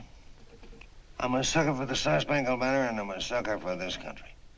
I like what we got here. I like it. A guy can say what he wants and do what he wants without having a bayonet shoved through his belly. And that's all right, isn't it? You betcha. Yeah. Well, we don't want anybody coming around changing it, do we? No, sir. No, sir. And when they do, I get mad. I get boiling mad. And right now, John, I'm sizzling. I get mad for a lot of other guys besides myself. I get mad for a guy named Washington, and a guy named Jefferson, and Lincoln. Lighthouses, John. Lighthouses in a foggy world. You know what I mean? Yeah, you bet. Listen, pal. This fifth column stuff is pretty rotten, isn't it? Yeah, it certainly is. And you'd feel like an awful sucker if you found yourself marching right in the middle of it, wouldn't you? You. Of course, you wouldn't know it because you're gentle. But that's what you're doing. You're mixed up with a skunk, my boy. A no-good, dangerous skunk. Say, you're not talking about Mr. Norton, are you? I'm not talking about his grandfather's pet poodle. You must be wrong, Mr. Connell. Because he's been marvelous about the John Doe clubs. Yeah? Say, you're sold on this John Doe idea, aren't you? Sure. Sure. I don't blame you. So am I. It's a beautiful miracle. A miracle that can only happen right here in the good old USA. And I think it's terrific. What do you think of that? Me, hard-boiled Connell, and I think it's plenty terrific. All right. Now, supposing a certain unmentionable worm whose initials are DB was trying to use that to shove his way into the White House so he could put the screws on, so he could turn out the lights in those lighthouses. What would you say about that, huh? Nobody's going to do that, Mr. Connell. They can't use the John Doe clubs for politics. That's the main idea. Is that so? Then what's a big political boss like Hammer doing in town? And a labor leader like Bennett? And a lot of other big shots are up at DB's house right now. Wolves, John. Wolves. Waiting to cut up the John Does. Wait till you get a gander at the speech you're going to make tonight. You're all wet. Miss Mitchell writes those speeches. Nobody can make her write that kind of stuff. They can't, huh? Who do you think writes them? My Aunt Emma? I know she writes them. And gets a big bonus for doing them, too. A mink coat and a diamond bracelet. Don't write them. Why, that gold-grabbing dame would double-cross her own mother for a handful of Chinese yams. Shut up. If you weren't drunk, I'd... Hey, boss. Here's the speech, boss. Hey. Go on and read it, John, and then start sucking. Hey, wait a minute, Mr. Doe. Tubby? Yes, sir. Better bring me a glass of milk. I'm smoking too much. Yes, Charlie? Got everything all set? Fine. John Doe been taken care of? Good. How many people do you think will be there? 15,000? Oh, my, that's fine. Now, listen, Charlie. As soon as John Doe stops talking about me, I want you to start that demonstration. And make it a big one, you understand? Don't worry about that, DB. My boys are there. They'll take care of it. What? Yes, I'll be there 15 minutes after I get your call. Why, Mr. Doe. Where are they? In the dining room, sir.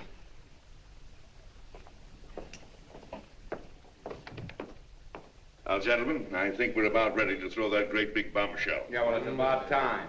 Even a conservative estimate shows that we can count on anywhere between 10 and 20 million John Doe votes. Now, add to that the labor vote that Mr. Bennett will throw in, and the votes controlled by Mr. Hammett and the rest of you gentlemen in your own territories, and nothing can stop us. As I said before, I'm with you, providing you can guarantee the John Doe vote. Don't worry about that. You can count on me on one condition. Little Bennett's got to be taken care of. Didn't I tell you that everybody in this room would be taken care of? My agreement with you gentlemen stands. I'm with you, DB, but I still think it's a very daring thing we're attempting. These are daring times, Mr. Barrington. We're coming to a new order of things. There's too much talk been going on in this country. Too many concessions have been made. What the American people need is an iron hand. You're right. That's true. You're quite right, E.B. Discipline. Right. And now, may I offer a little toast to Miss Ann Mitchell, the brilliant and beautiful lady who is responsible for all this. Miss Mitchell. Mr. Norton, I'd like to talk to you alone for a minute. Oh, Miss Mitchell has something to say to us. Let's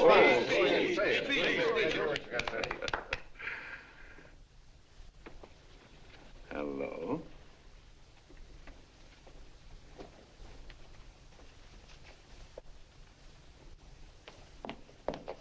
John, I'm so glad to see you. I was terribly worried. Did you write this? Yes, I did, John, but I had no idea what was going on. You didn't? No. That's a swell bracelet you're wearing. John, why aren't you at the convention?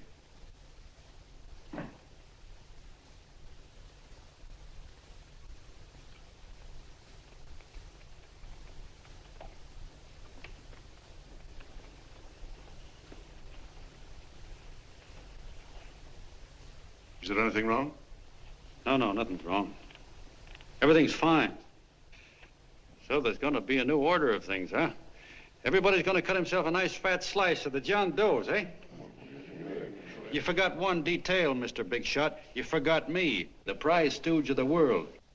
Why, if you or anybody else thinks he's going to use the John Doe clubs for his own rotten purpose, he's going to have to do it over my dead body. Oh, hold on a minute, young man. Hold on. That's rather big talk.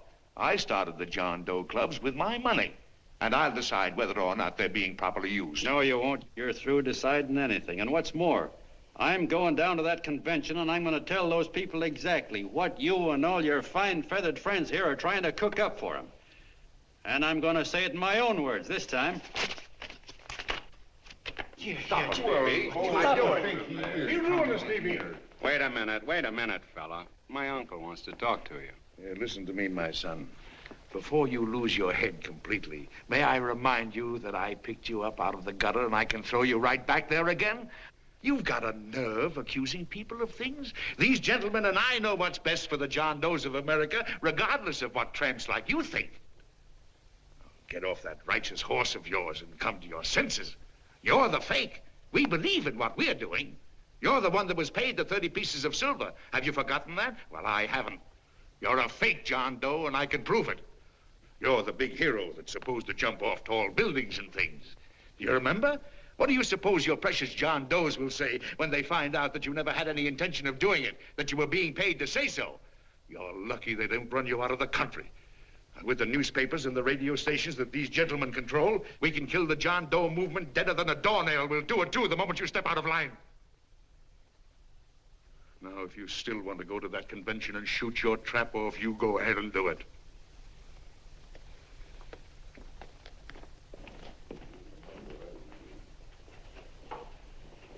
You mean to tell me you'd try to kill the John Doe movement if you can't use it to get what you want? You bet your bottom dollar we would.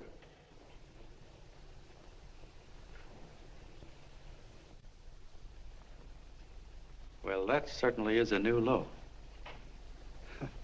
I guess I've seen everything now.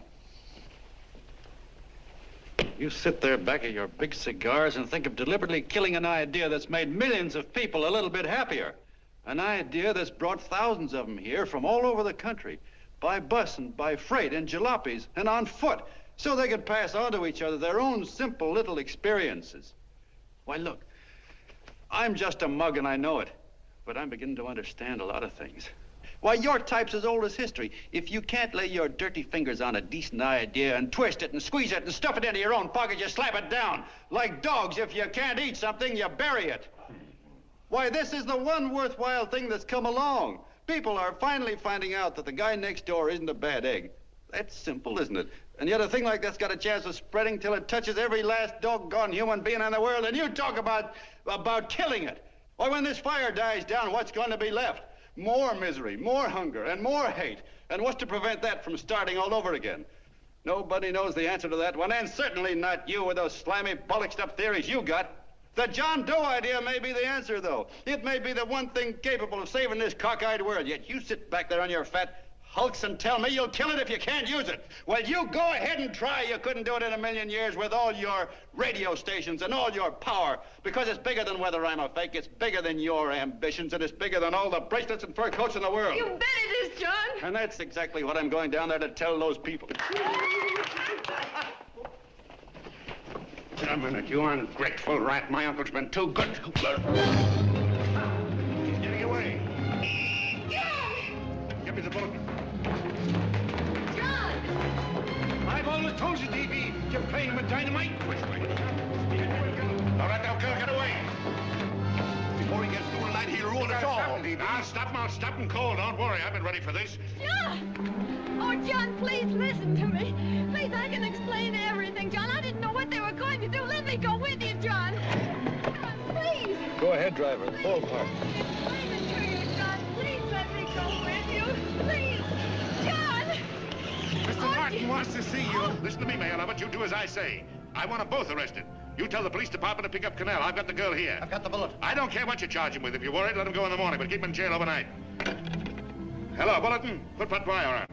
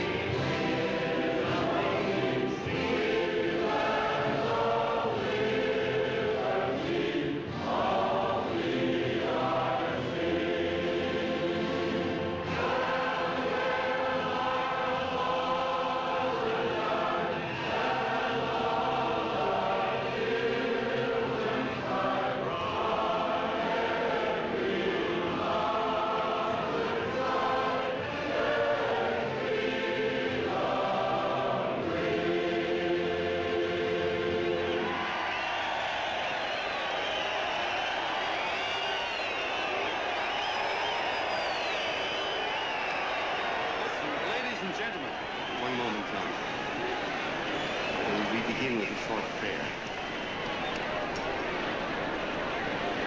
Quiet, please. Ladies and gentlemen, let us have a moment of silent prayer for the John Does all over the world, many of whom are homeless and hungry. Rise, please. Everybody rise.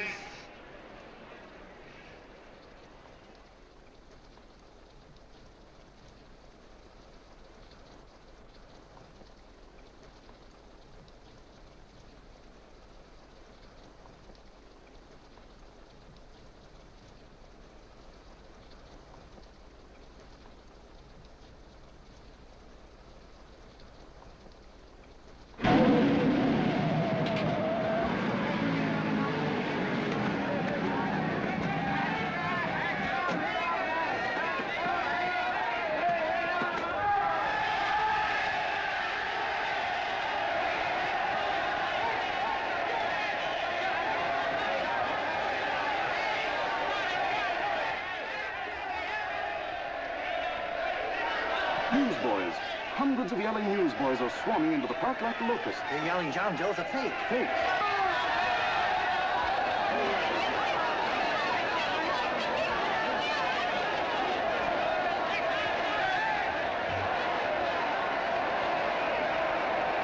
Federal investigation urged by Chamber of Commerce. How could he be a fake? It must be some kind of a gag. A what? A gag. A gag.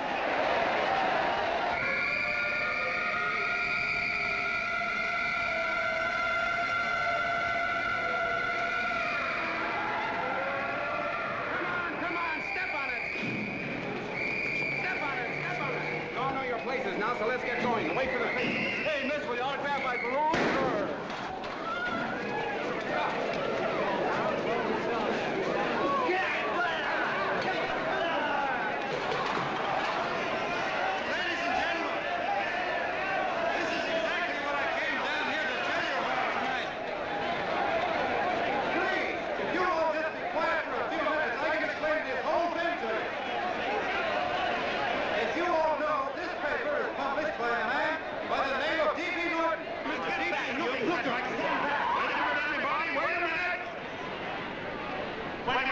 Gentlemen,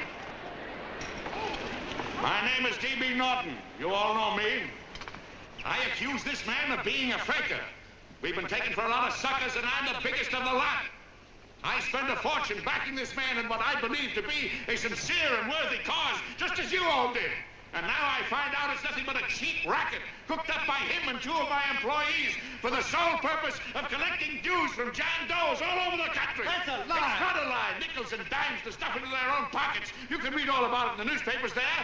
That's a lie. Listen, Don't believe what... This man had no intention of jumping off the top of a building. He was paid to say so. Do you deny that? That's got nothing to do with it.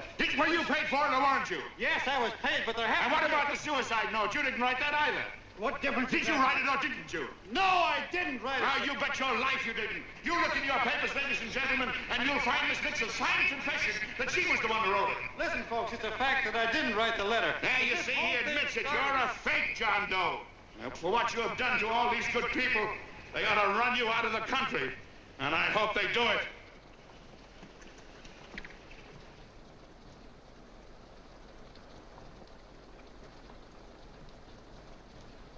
Speak up, John. We believe you. Please, listen, folks. Now that he's through shooting over his face, I've got a couple of things to tell you about. Come on, the rest of you get in here and riot. Break this crowd up. Come on. I'm sorry, folks, but we can't hear him anymore. Something's gone wrong with the loudspeakers. John Doe's a fake! Boo! They can't hear me. Boo! This thing's not working. Ladies and gentlemen.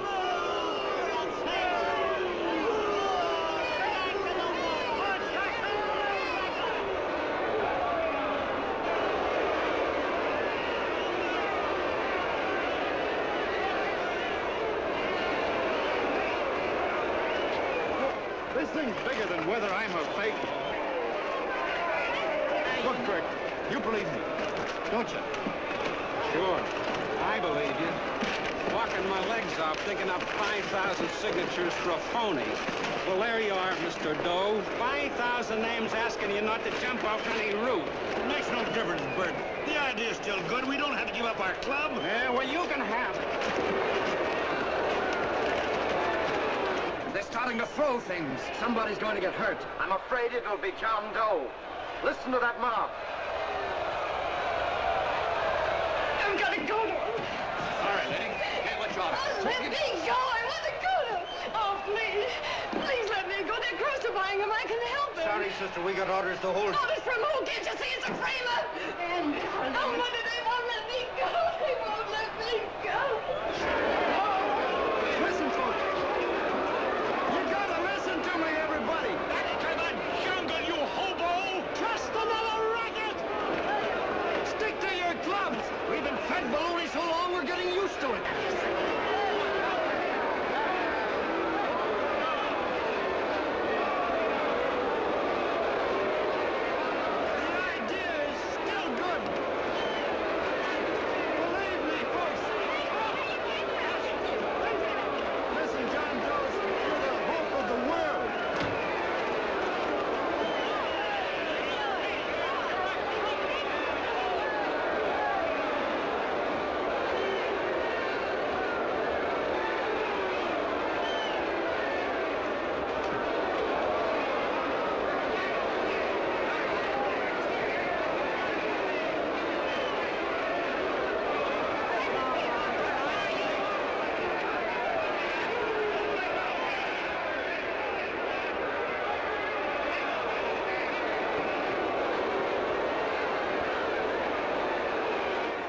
Managed to get him out of the park.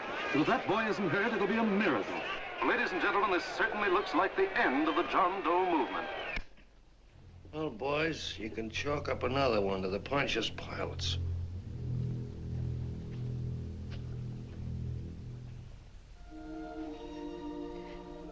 I should have been there. I could have helped him.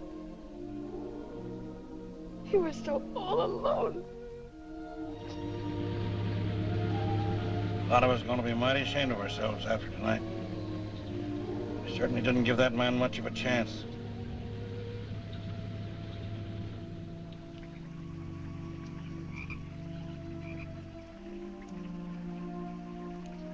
Have some more coffee, Long John?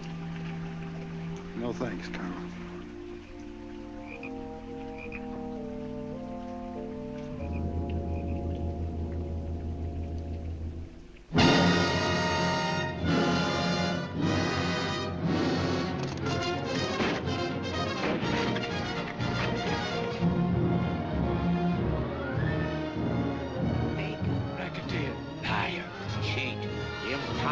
Why don't you jump? Christmas Eve at midnight.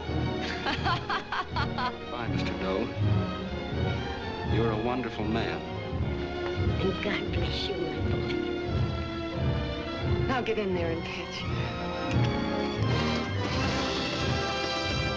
You're a fake John Doe, and I can prove it. You're the big hero who's supposed to jump off tall buildings and things. Do you remember? What do you suppose your precious John Does will say when they find out that you never had any intention of doing it, that you were being paid to say so? Christmas Eve at midnight.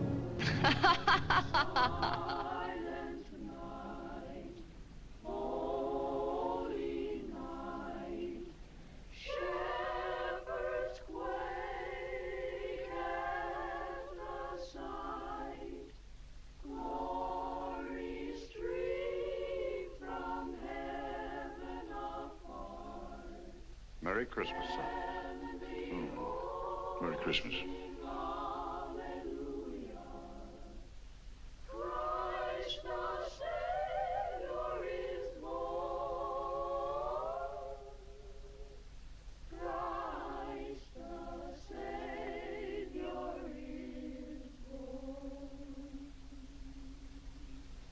Thank you, sir.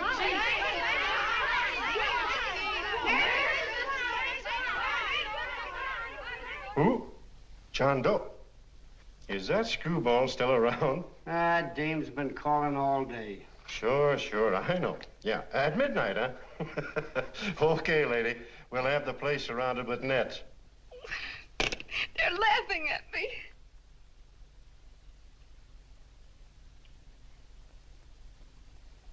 You're a sick girl, Anne. You better take it easy. Whom are you calling now? You called that number not 10 minutes ago. Hello, Mr. Connell. Have you seen him yet? Have you... Now listen, Ann, he can't possibly get in without our seeing him. I'm watching the side door and the colonel's out front, so stop worrying. Oh. Thank you.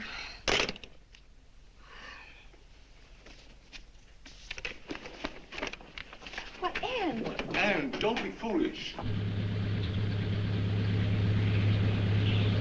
If this isn't the craziest, the battiest, the looniest wild goose chase I ever heard of. Oh, shut up, Bert. Sourpuss is right. Yeah, Willoughby is. I'm a banana split. That man is going to be on that roof. Don't ask me how I know. I just know, and you know it as well as I do. Sure. I'd like to believe in fairy tales, but a guy that's a fake isn't going to jump off any roof. I don't think he was any fake, not with that face. And anyway, what he stood for wasn't a fake. Okay, honey, okay.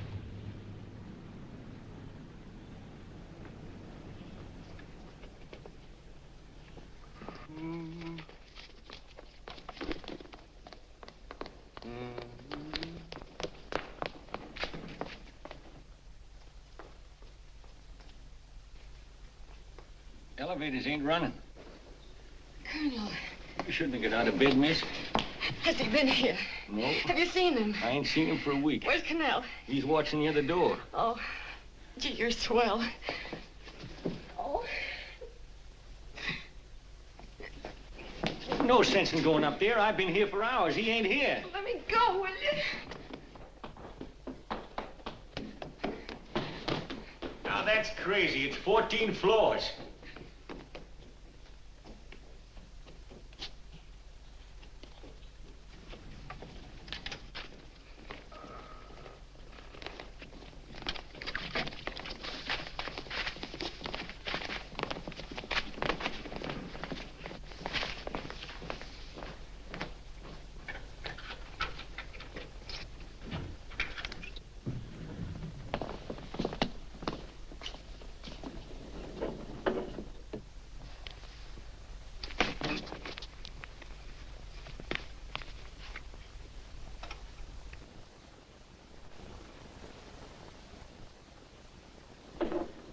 far as the elevator goes.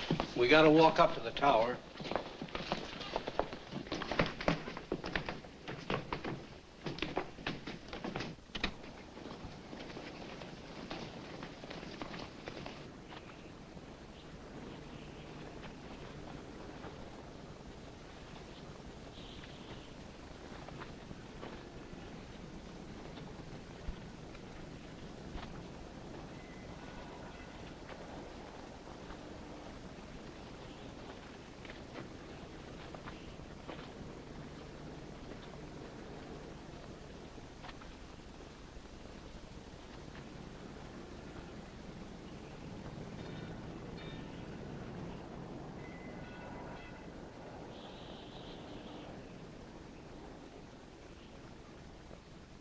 That tramp was probably full of Christmas cheer and asleep in some flop house. Let's go. I've got to decorate my tree.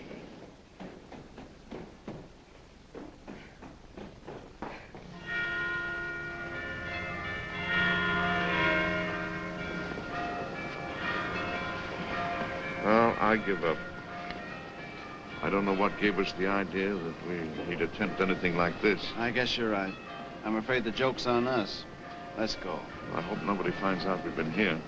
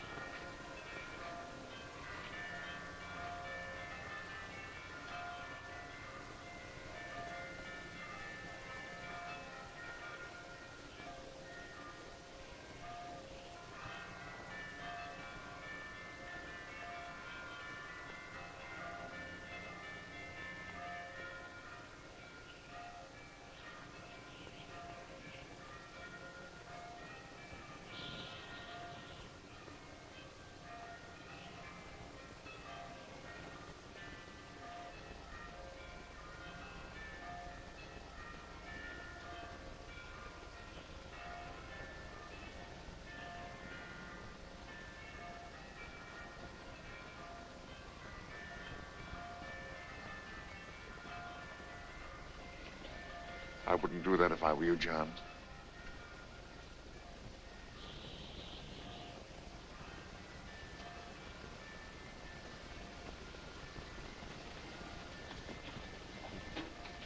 It'll do you no good.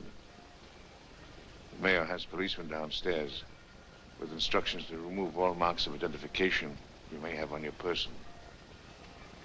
You'll be buried in Potter's Field and you will have accomplished nothing.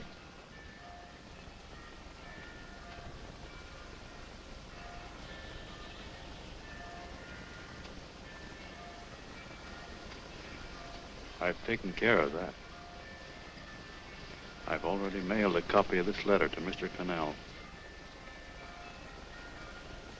John, why don't you forget this foolishness? Stop right where you are, Mr. Norton, if you don't want to go overboard with me.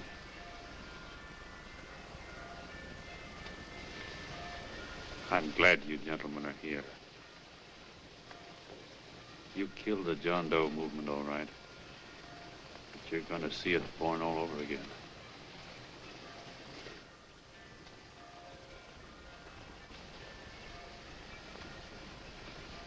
Now, take a good look, Mr. Norton. John! John! Oh, John, no, I won't let you unlock it, darling. Oh, please. Please don't give up. We'll start all over again. Just you and I. It isn't too late. The John Doe movement isn't dead yet. You see, John, it isn't dead or they wouldn't be here. It's alive in them. They kept it alive by being afraid of. That's why they came up here. Oh, killed it was dishonest. But we can start clean now. Just you and I. It'll grow, John, and it'll grow big because it'll be honest this time. Oh, John, if it's worth dying for, it's worth living for. Oh, please, John. Oh. Oh, please, please, God, help me. John, look at me. You want to be honest, don't you? Well, you don't have to die to keep the John Doe idea alive. Someone already died for that once. The first John Doe. And he's kept that idea alive for nearly 2,000 years. It was he who kept it alive in them. And he'll go on keeping it alive forever and always. For every John Doe movement these men kill, a new one will be born. That's why those bells are ringing, John. They're calling to us. Not to give up, but to keep on fighting, to keep on pitching. Oh, don't you see, darling? This is no time to give up. You and I, John, we... Oh, no. No, John. If you die, I want to die, too. Oh, I love you. Oh, John.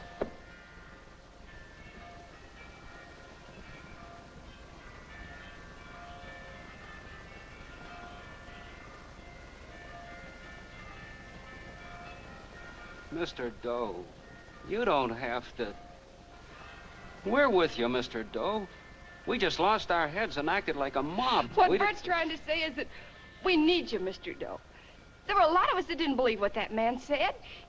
We were going to start up our John Doe Club again, whether we saw you or not. Weren't we, Bert? And there were a lot of others that were going to do the same thing.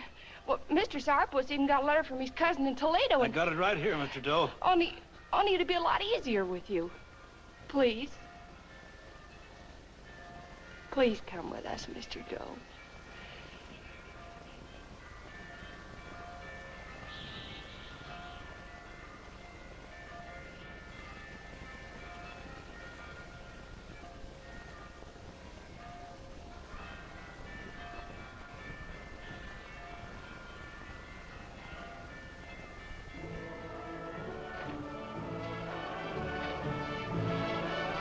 Long John. Mr. Doe. Here, we'll help you with it. She'll be all right. Mr. Doe, take her right down to the car. And right up. Look, we got a car right down to where it is. Lay on, Norton. The people. Try and lick that.